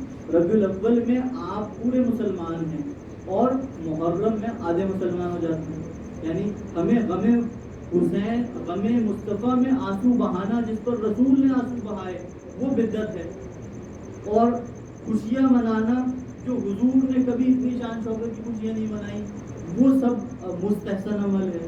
وہ ایک ایک روپیہ خرچ کرنا، اور ہم بھی اس میں شریک ہیں، ہم ربیع الاول شریف کی خوشیوں میں ان لوگوں کے ساتھ ان سے زیادہ شریک ہیں، کیونکہ حضور کی ولادت پورے کائنات کے وجود کی وجہ ہے۔ لیکن جب 10 محرم آتا ہے، جس میں عبداللہ ابن عباس ام سلمہ کی روایت کے مطابق حضور پورے دن آپ دیدہ رہے ہو، شہدائے کربلا کا خون اکٹھا کرتے رہے، اس دن آپ کو غم بدعت کیوں لگتا ہے؟ یہ غم آپ کو بدعت کیوں لگتا ہے؟ پھر اس میں چھوٹے چھوٹے اعتراضات، میں نے آپ کو بنیادی وجہ بتائی کہ جب کوئی دوست ہوتا ہے اس کی ہر چیز اچھی لگتی ہے اور آپ اس کو اصلاح کی نظر سے دیکھتے ہیں، اور جب دشمنی ہوتی ہے، کسی سے دشمنی ہو جائے تو اس کی بڑی بڑی عظیم نعمتوں کو بھی کہتے ہیں اچھا نہیں، وہ انہوں نے بڑا کام کیا، ان سے بھی بڑے لوگ ہوئے ہیں، انہوں نے ان سے بھی بڑا کام کیا تھا، تو ان کو آپ اس طرح سے تعبیرات دینے لگتے ہیں۔ اصل میں ہوتا کیوں ہے؟ کیونکہ ہم فطرتاً بنیادی طور پر اس سے بغض رکھتے ہیں، اور بغض اہل بیت کا مطلب یہ نہیں ہے کہ آپ یزید کی فوج میں شریک ہو کر امام کے ساتھ جنگ کریں۔ بغض یہ ہے کہ جب ہم کہیں یا حسین یا علی تو آپ کہیں کہ یہ تو شیعوں کا کام ہے۔ بغض یہ ہے کہ جب ہم کہیں کہ ہم علم شریف لگائیں گے اور علم شریف پہ منت مانیں گے تو آپ یہ کہیں کہ یہ تو اور بھی صحابی شہید ہوئے تھے۔ بغض یہ ہے کہ جب ہم کہیں کہ حضرت مولا علی کے فضائل محاسن یہ ہیں تو آپ کہیں کہ فضائل محاسن تو دوسرے کے بھی اور ہیں۔ یہ بغض ہے۔ جب یہ انتہا کو پہنچتا ہے تو یہ کینہ بڑھ جاتا ہے، اور یہ کینہ جب انتہا کو پہنچتا ہے تو انسان کو ظالم و جابر بنا دیتا ہے۔ تو بغض اہل بیت کی علامتیں ہیں۔ کوئی غم حسین سے معمور دل ڈھول کی آواز سن کر نہ خوش ہو سکتا ہے نہ اسے غلط سمجھ سکتا ہے۔ جو شخص بابا فرید الدین گنج شکر رضی اللہ تعالیٰ عنہ شیخ الاسلام، جو خواجہ نظام الدین اولیاء اور صابر پاک علی علی رحمۃ اللہ کی پیر مرشد ہیں، ان سے مسئلہ سما کسی نے پوچھا، ان سے پوچھا کہ سما کے بارے میں آپ کیا فرماتے ہیں؟ سما مطلب قوالی کے بارے میں آپ مضامین کے ساتھ، انسٹرومنٹس کے ساتھ قوالی سننا کیسا ہے؟ تو آپ نے فرمایا کہ جو مزاج غلط رکھتے ہیں، جن کے مزاج میں جو حرام سمجھتے ہیں، ان کے لیے سما حرام ہے، اور جو سما جو اللہ کے جو دل اور جو روحیں اللہ کی محبت سے سرشار ہیں ان کے لیے سما حلال، یعنی وہ قوالی اگر سنیں گے تو وہ اللہ کا قرب انہیں نصیب ہوگا. جیسے خواجہ معین الدین حسن سنجری چشتی اجمیری رحمۃ اللہ علیہ نے سما سنی، اور خود نقشبندیہ سلسلے کے شیخ بہاؤالدین نقشبندی رحمۃ اللہ علیہ نہر نیل ندی کے کنارے مصر میں بیٹھے تھے، ان کے جگہ پر خلیفہ بیٹھے تھے، تو انہوں نے کہا کہ حضور بہاؤالدین نقشبندی رحمۃ اللہ علیہ نے کہا، جن کے لیے حضور غوث پاک نے فرمایا تھا کہ آج سے 70 سال کے بعد 75 سال کے بعد میرا ایک روحانی بیٹا سمرقند میں پیدا ہوگا، اور جس سے ایک بڑے روحانی سلسلے کی بنیاد پڑے گی اور کثیر لوگ اس سے فائدہ اٹھائیں گے. وہ بہاؤالدین نقشبندی رحمۃ اللہ بیٹھے تھے. انہوں نے فرمایا کہ یہ چشتی لوگ، خواجہ غریب نواز کے ماننے والے لوگ، ایک محفل قوالی میں وہ حاصل کر لیتے ہیں جو ہم 40 دن کے چلے میں نہیں کر پاتے. تو ان کے بڑے خلیفہ تھے، انہوں نے کہا کہ حضور پھر ہمیں بھی سما سننی چاہیے. تو آپ نے فرمایا کہ یہ وہ نعمت ہے جو ہمارے سلسلے نقشبندیہ میں نہیں ہے، یہ نعمت صرف چشتیوں کے لیے. تو خواجہ نظام الدین اولیاء رحمۃ اللہ علیہ اور حضرت محبوب الہی ستر مشایخ اور بابا فرید الدین شکر اور خواجہ قطب الدین بختیار کاکی اور حضرت خواجہ معین الدین چشتی، عثمان ہارونی چشتی رضی، بڑے بڑے کثیر خاندان چشت کے بڑے بڑے اکابرین مشایخ ہیں سما کے ذریعے فیض حاصل کیا. لیکن مولوی صاحب کو آپ وہ سما سناتے، جیسے محرم کے ڈھول اگر آپ انہیں سنائیں تو انہیں حرام لگتے ہیں، تو انہیں خواجہ غریب نواز کی سما بھی حرام لگے گی. یہ ایک ہی طبقہ ہے، یہ ایک ہی گروہ ہے جو قوالی کو بھی حرام کہتا ہے اور ڈھول کو بھی حرام کہتا ہے. اگر آپ کے دل میں غم حسین، اور یہ اس کلچر سے واقف نہیں ہے، آپ اسی شہر اکبر آباد میں اگر 100-150 سال پہلے پیدا ہوتے تو آگرہ قلعے میں نقارہ سن لیتے کہ جب جنگ کا اعلان ہوتا تھا تو نقارے دوسرے ہوتے تھے، اس میں اتنے نقارے بجتے تھے. تو اس کا مطلب یہ ہے کہ بادشاہ یہ پیغام دینا چاہتا ہے. اگر کوئی بادشاہ کے زمانے کا بڑا امیر یا کوئی درباری مر جاتا تھا تو اس کو راجشاہی تکلفات کے ساتھ، بڑی شان و شوکت کے ساتھ، ڈھولوں کے ساتھ اس کا جنازہ نکلتا تھا. اور آج بھی انڈین آرمی میں اگر کوئی مر جاتا ہے، اور انڈین آرمی میں نہیں، پوری دنیا کی فوجوں میں، چاہے وہ چائنا کی ہو یا امریکہ کی ہو، اس کو آنر جو دیا جاتا ہے وہ بینڈ کے ساتھ دیا جاتا ہے. میوزک کا مطلب صرف خوشی نہیں ہے، میوزک کا مطلب صرف تفریح نہیں ہے، وہ غم حسین کی نوید ہے، وہ ڈنکا حسین ہے، وہ امام حسین علیہ السلام کے غم کا، آپ کی فتح کا اعلان ہے. یعنی امام حسین علیہ السلام نے روحانی فتح پائی، آئیڈیولوجیکل اور ڈپلومیٹیکل آپ کی جیت ہے. امام حسین علیہ السلام کی کربلا میں کون سی جیت ہوئی؟ آئیڈیولوجیکل جیت ہوئی. ایک طرف نظریہ حق تھا، ایک طرف نظریہ باطن تھا، ایک طرف نظریہ مصطفی تھا، ایک طرف نظریہ اموی تھا، یزیدیت کا نظریہ تھا، ایک طرف نظریہ تھا خدا کا، ایک طرف نظریہ تھا شیطان کا. تو اس میں آئیڈیولوجیکل جیت کس کی ہوئی؟ وقتی طور پر 72 شہداء شہید ہوئے اور ان کی ظالموں کی، جابروں کی، شیطانوں کی فوج غالب آ گئی، لیکن رہتی دنیا تک، قیامت تک جو جیت گئے وہ امام حسین علیہ السلام. تو ان کی فتح کا اعلان ہے ڈھول بجانا، ان کی فتح کا اعلان ہے عباس علم بردار رضی اللہ تعالیٰ عنہ کا علم اٹھانا، ان کی فتح کا اعلان ہے تعزیہ بنانا. اور وہی لوگ جو فاتحہ درود کے قائل ہیں، کہتے ہیں کہ ہم سنیت کے ٹھیکیدار ہیں، وہی فتویٰ دیتے ہیں کہ تعزیہ شریف پر اگر آپ نے شربت رکھ کے لنگر کر دیا تو یہ ناجائز ہو گیا. وہی لوگ تو جب آپ امام کے روزے کی نقل اور امام سے منسوب کسی چیز پر نظر دلا دیں تو وہ ناجائز ہو جاتی ہے.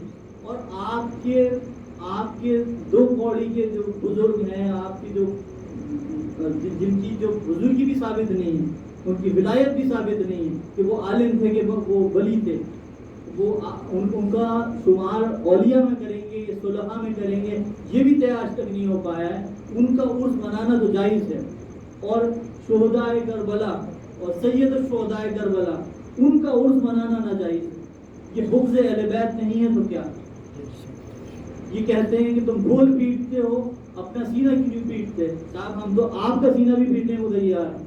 بات یہ ہے کہ پہلے اپنے دل سے غم حسین پیدا کرو.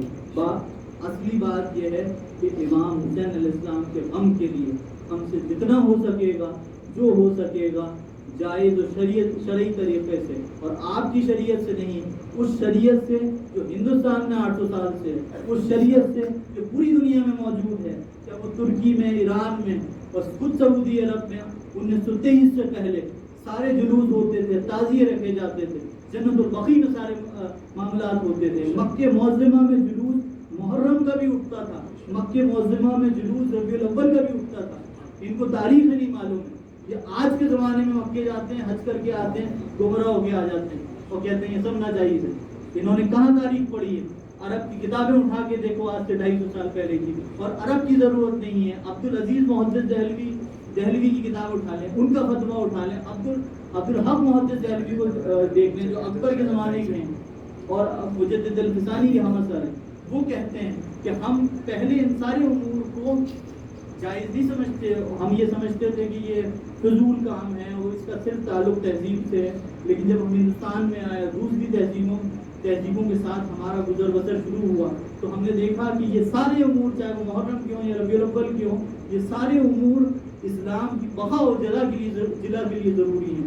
اگر یہ عمل اسلام کی بقا و جلا کی روح سے بھی دیکھا جائے، اگر صرف اس لیے بھی دیکھا جائے کہ اس سے اسلام کا نام روشن ہوتا ہے، تب بھی یہ عمل صرف جائز ہی نہیں ہے بلکہ مستحسن ہے، مستحبات میں سے ہے. یہ ان اعمال سے ہے جس سے اللہ اور رسول خوش ہوتے ہیں. لیکن یہ صرف وہ عمل نہیں ہے جس سے اسلام کو جلا ہوتی، بلکہ یہ وہ عمل ہے جو امام حسین علیہ السلام کے خراج عقیدت ہے، امام حسین علیہ السلام کی محبت کا خراج ہے. اور آپ یہ نہ سمجھیں، کوئی صاحب یہ نہ سمجھیں کہ میں اگر ایک دیو کرتا ہوں، یا کوئی یہ سمجھے کہ میں ایک علم شریف لگاتا ہوں، کوئی یہ نہ سمجھے کہ میں بس چھوٹا سا ہی تو کام کرتا ہوں، اگر اس سال محرم میں نہیں کروں گا تو باقی تو سب کر رہے ہیں. بات یہ ہے کہ ایک بوند بوند سے ہی سمندر بنتا ہے. ہم اس شاخ رسول میں، جیسے بابا شاہ محمد نیازی، بابا نصیر میاں صاحب کا شعر ہے کہ اب کیا کریں کہ مسلک اس شاخ اور ہے، محراب کعبہ ہے تیرا نقش قدم حسین. دیکھیے، کوئی یہ نہ سمجھے کہ میں ایک چھوٹا سا عمل کرتا ہوں، اس عمل کی نہ معلوم کہ آقا حسین علیہ السلام کی بارگاہ میں اور شہدائے کربلا کی بارگاہ میں کیا مقبولیت ہوگی، نہ معلوم کہ وہ اسے خوش بھی ہوں گے یا قبول بھی ہوگا، یا وہ پہنچ بھی رہا ہے یا نہیں پہنچ رہا. اس سارے وسوسوں سے نکل کر یہ سوچنا چاہیے کہ جیسے ایک بادشاہ تھا، آپ کو یہ بات ایک مثال سنیں. ایک بادشاہ تھا، اس نے تمام اپنے وزیروں کو بلایا اور اپنی ریاست کے لوگوں کو بلایا اور اس سے کہا کہ دیکھیے، آپ لوگوں کو اگر کوئی تکلیف میری ریاست میں ہو تو مجھے آپ بتائیں کہ میں اس تکلیف کو دور کروں اور اپنا مشورہ دیں. تو لوگوں نے کہا کہ ہمیں تو کوئی دقت نہیں ہے، آپ بہت عادل اور بہت منصف بادشاہ ہیں، آپ نے تمام حاجات ہماری پوری کی ہیں، جتنے مسئلے ہیں سب آپ نے حل کرا دیے ہیں. بس ایک چیز ہے کہ ہم چاہتے ہیں کہ ایک کنواں دودھ کا بن جائے، جس سے کہ ایک مثال قائم ہو کہ ان کی ریاست میں دودھ کے کنویں بھی. تو بادشاہ نے کہا کہ تم اپنے وزیروں کو بلایا اور پوچھا کہ بھئی اس کی کیا تدبیر کی جائے، اتنا دودھ کہاں سے آئے گا کہ وہ پورا کنواں بھر جائے.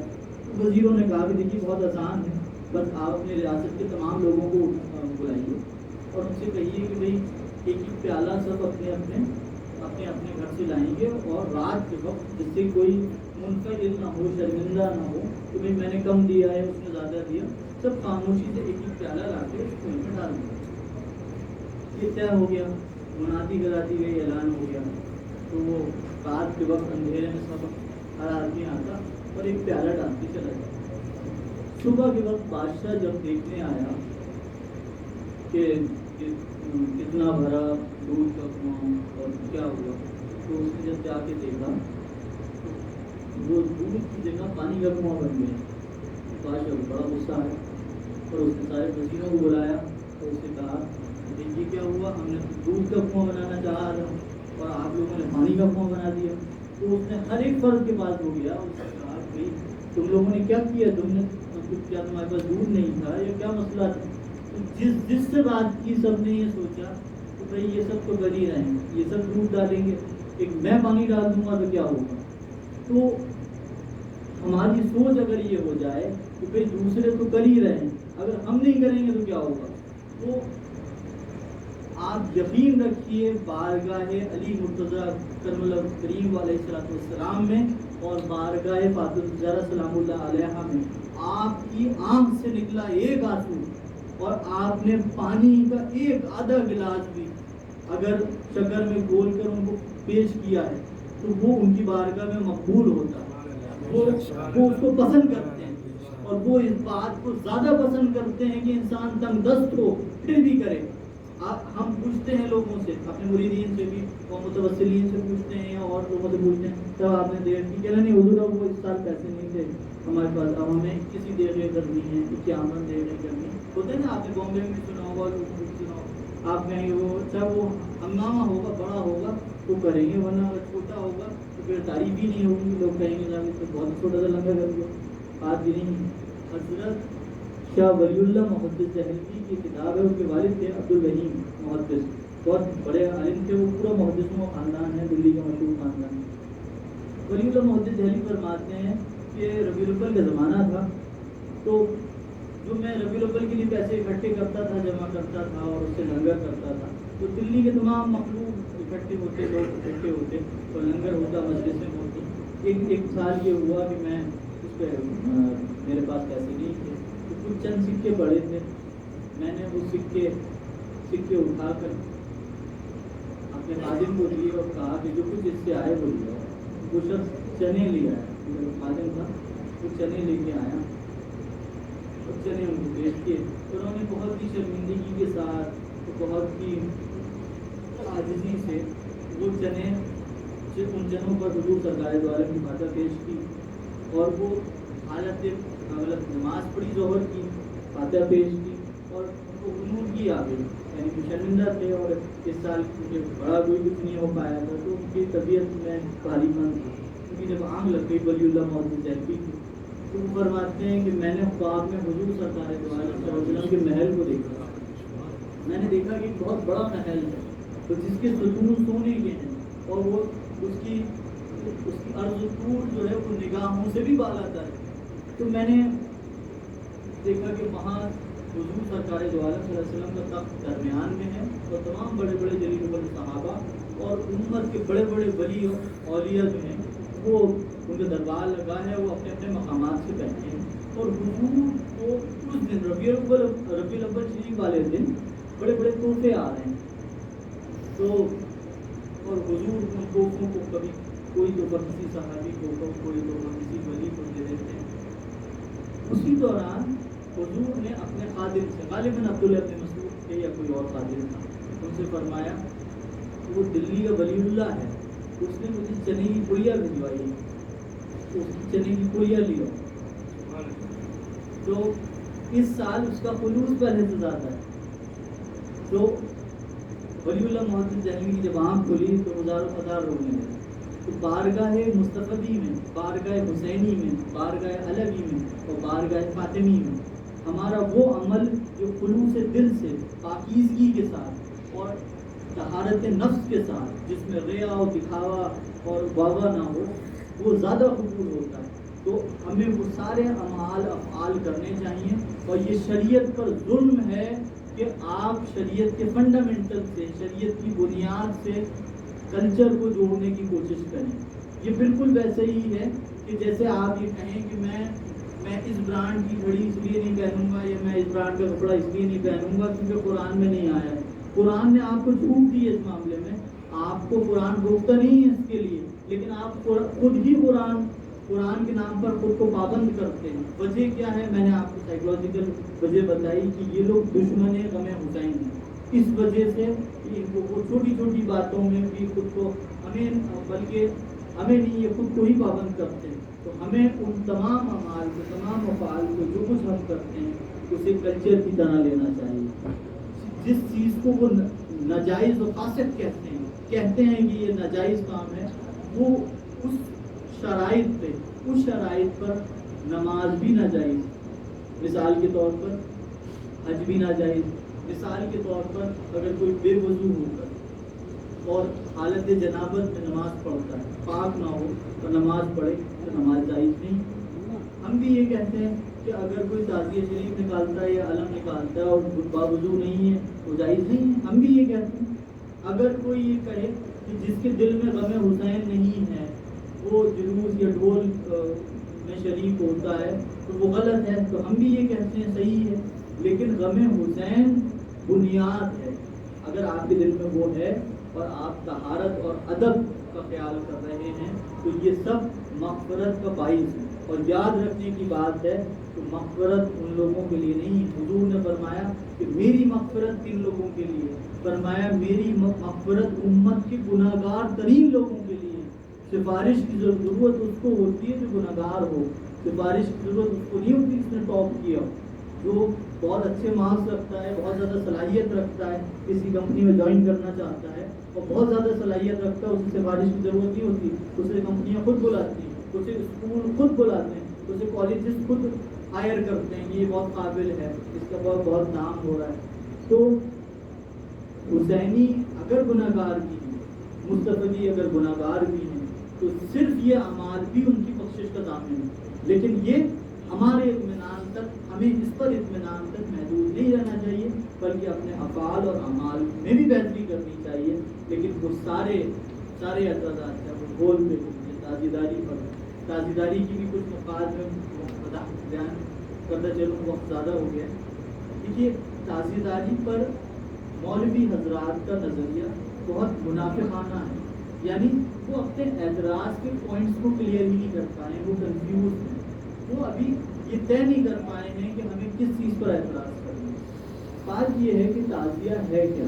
تعزیہ شریف ایک تو تعزیہ داری جو ہے وہ صرف تعزیہ بنانے کو نہیں کہتے. تعزیہ داری کے اندر لنگر بھی ہے, جلوس بھی ہے, علم شریف کا قیام بھی ہے اور جلسے بھی ہیں, اور وہ تمام اظہار غم و مجالس میں وہ سب تعزیہ داری کہلاتی ہے. لیکن جب لفظ تعزیہ آتا ہے تو اس سے مراد ہوتا ہے امام حسین علیہ السلام کی روزے کی نقل, یعنی امام کے روزے کی نقل بنانا یا کوئی ایک عمارت بنانا جس کو منسوخ کیا جائے امام حسین علیہ السلام سے. تو اب سوال پیدا ہوتا ہے کہ آپ کو اعتراض کس طرح امام کے روزے کی نقل بنانے پر ہے. تو بات یہ ہے کہ دنیا بھر میں جتنی مسجدیں ہیں ان میں نقل ہے خانہ کعبہ کی. ان میں نقل اکثر میں نقل ہوتی ہے, اور ایک نقل تو ہوتی ہی ہے کہ وہ محراب ہوتی ہے جس کو ہم کعبے کا سمت کہتے ہیں, اور مسجد نبوی کی نقلیں بھی بن رہی ہیں. اور آج کل نیٹ کا زمانہ ہے تو لوگ وہ ساری پکچرز کو سیو کر لیتے ہیں اور ہو وہی آرکیٹیکٹ وہی انٹیریئر استعمال کر کے ہو بناتے ہیں. تو اگر نقل بنانے پر آپ کو ہے تو کعبے کا دروازہ بھی تعزیہ ہی ہے کعبے کا. اگر نقل بنانے پر ہے تو ربیع الاول شریف میں حضور کے روضہ مبارکہ اور دوسری درگاہوں اور دوسری جھانکیاں بھی اسی تعزیے کے جواب میں آتی ہیں. اگر آپ کو اعتراض نقل پر ہے تو پہلی چیز یہ ہے کہ تعزیہ ہے 4D ماڈل, یعنی کسی بھی عمارت کا وہ ماڈل جو 4D ہے, 4 ڈائمینشنل ہے, 4 آیامی ہے. تو اگر جو فتویٰ فوٹو پر لگے گا, فوٹو کہتے ہیں 2 ڈائمینشنل کو, 2D کو, اور تعزیہ کہتے ہیں 4D کو, تو جو فتویٰ 2D پر لگے گا وہی فتویٰ 4D پر لگے گا.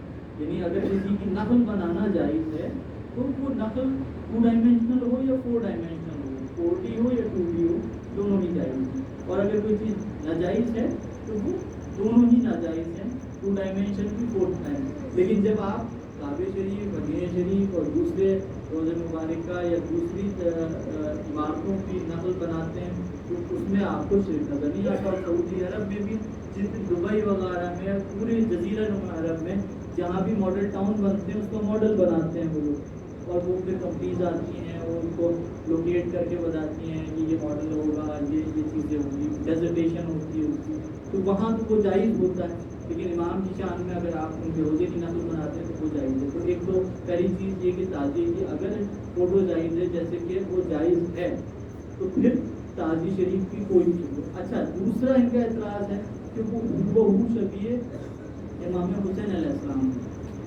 یہ بھی ایک مغالطہ ہے. اور یہ اکثر لوگوں کو یہ بات سمجھ میں آ بھی جاتی ہے. جو مولوی حضرات کہتے ہیں کہ بھئی ٹھیک ہے آپ تعزیہ بنا رہے ہیں, بالکل امام کے روزے کی نقل بنائیے. بات یہ ہے کہ اگر عراق کی گورنمنٹ آج یہ فیصلہ کرے کہ امام کے امت کو اور امام کے روضہ مبارکہ کے آرکیٹیکٹ کو بدلنا ہے اور ہمیں دوسرا ماڈل بنانا ہے اور ہمیں امت کو اور بڑا کرنا ہے اور دوسرا شیپ دینا ہے اور عمارت دوسری بنانی ہے, پھر آپ کیسے ہو بنائیں گے؟ ظاہر سی بات ہے پھر آپ بھی ماڈل چینج کریں گے. تو بات یہ ہے کہ پھر وہ کہیں گے نہیں یہ منسوب امام سے ہے بس وہی ہمارے لیے کافی ہے. تو بات یہی ہے کہ وہ منسوب امام سے ہے بس یہی بات کافی ہے. تیسری چیز یہ ہے کہ امور تازیداری میں 3 لفظ ہیں ان کے پاس. اس 3 کے علاوہ 14 لفظ نہیں ہیں. پہلا ہے شرک، دوسرا ہے بدعت اور تیسرا ہے بدعت. اب شرک بدعت کہتے ہیں اس کا نئے کام کو جو قرآن حدیث کے خلاف ہو اس نئے کام کو بدعت کہتے ہیں. شرک کہتے ہیں جس میں اللہ کو معبود سمجھا جائے. اب کوئی بھی تعزیدار یا تعزیہ بنانے والا آپ اس سے پوچھیں گے یا لکڑی رکھنے والا یا فاتحہ دینے والا اس سے آپ پوچھیں گے کہ کیا تم تعزیہ کو معبود سمجھتے ہو یا خدا سمجھتے ہو پکارتے ہو؟ تو جاہل سے جاہل ترین شخص بھی یہی کہے گا کہ ہم اسے نواز رسول کی نشانی سمجھتے ہیں، خدا نہیں سمجھتے. اور اس سے جو تعزیہ شریف سے خدا کا وسیلہ سمجھتے ہوئے امام کی ذات مبارکہ سے مانگتے ہیں، ان کو اللہ کا ولی اور رسول کا نائب و جانشین سمجھتے ہوئے خدا سمجھتے ہوئے ہم نہیں پکارتے. وہ شرک نہیں ہو سکتا. اگر توحید درست نہیں ہے، اگر اللہ کا تصور درست نہیں ہے تو صرف محرم داری اور تعزیداری کی بات نہیں ہے. آپ کی پوری زندگی شرک سے آلودہ ہے، پوری زندگی شرک ہے. پھر آپ کو کسی سے پیسے لین دین کرنا، کسی سے مدد مانگنا وہ سب شرک ہو جاتا ہے. اگر آپ کو توحید آپ کی مضبوط نہیں ہے، اگر آپ اللہ کی وحدانیت کو نہیں سمجھے، اللہ کی ذات کی معرفت نہیں رکھتے ہیں تو آپ کی پوری زندگی شرک ہو جاتی ہے. اور سب سے آخر میں ایک بات عرض کروں گا. دیکھیے ہم لوگوں کے لیے جو ان امور میں شامل ہوتے ہیں، امام کے لیے جو بھی پیش کر سکتے ہیں، قطرہ قطرہ بن کے سمندر ہوتا ہے. تو میں نے کہا کہ اگر کچھ کم بھی ہو یا زیادہ بھی ہو، جتنا بھی ہو اسے تسلسل ضروری ہے، کنٹینیوٹی ضروری ہے، اس اعمال کو لگاتار کرنا ضروری ہے. ایک تو یہ. دوسری چیز، جس ذات سے منسوب کوئی رسم ہوتی ہے اس کا ادب اور اس کا پروٹوکول، اس کے احکامات اتنے عظیم ہوا کرتے ہیں. تو امام کی بارگاہ میں جو چیز ہمیں سب سے زیادہ مقبول بناتی ہے وہ کوئی مہنگی یا قیمتی چیز نہیں ہے، یا وہ کثرت میں زیادہ ہونا شرط نہیں ہے. جو چیز مقبول بارگاہ حسینی ہے، جو چیز مقبول بارگاہ مصطفی ہے، وہ ادب کا معیار ہے. ادب جتنا زیادہ ہوگا اس شرط کی، اس عمل کی مقبولیت اتنی زیادہ ہوگی. اگر ادب کم ہے، اگر انسان کے اندر ادب نہیں ہے، حرمت نہیں ہے، تو وہ احتیاط سے کام نہیں لیتا ہے یا پاکیزگی سے کام نہیں لیتا ہے تو وہ بڑے بڑے اعمال بھی انسان کے کام نہیں آتے. ہم لوگوں کے لیے جو کرتے ہیں ان لوگوں کو چاہیے کہ ادب اور احترام سب سے زیادہ رکھیں. امام کی ذات اللہ سب سے زیادہ جو گرفت کرتا ہے وہ گستاخ رسول اور گستاخ آل رسول کی کرتا ہے. اگر کوئی عمل آپ کریں تو پورے خلوص سے دل سے کریں، اور کوئی عمل کریں تو اس میں مقابلے بازی کا جذبہ نہ ہو. اگر کوئی کام کریں تو اس میں محبت، اخلاص ہو، خوشبو و خضوع ہو. جس طرح سے نماز، روزے، زکوٰۃ، حج کو خوشبو و خضوع و تقویٰ مقبول بارگاہ بناتا ہے، اسی طرح سے یہ سارے امور ہمارے لیے اگر خوشبو و خضوع اور تقوی کے ساتھ ہوں تو یہ امام کی بارگاہ میں مقبول ہوتے ہیں. وآخر دعوانا الحمد للہ رب العالمین.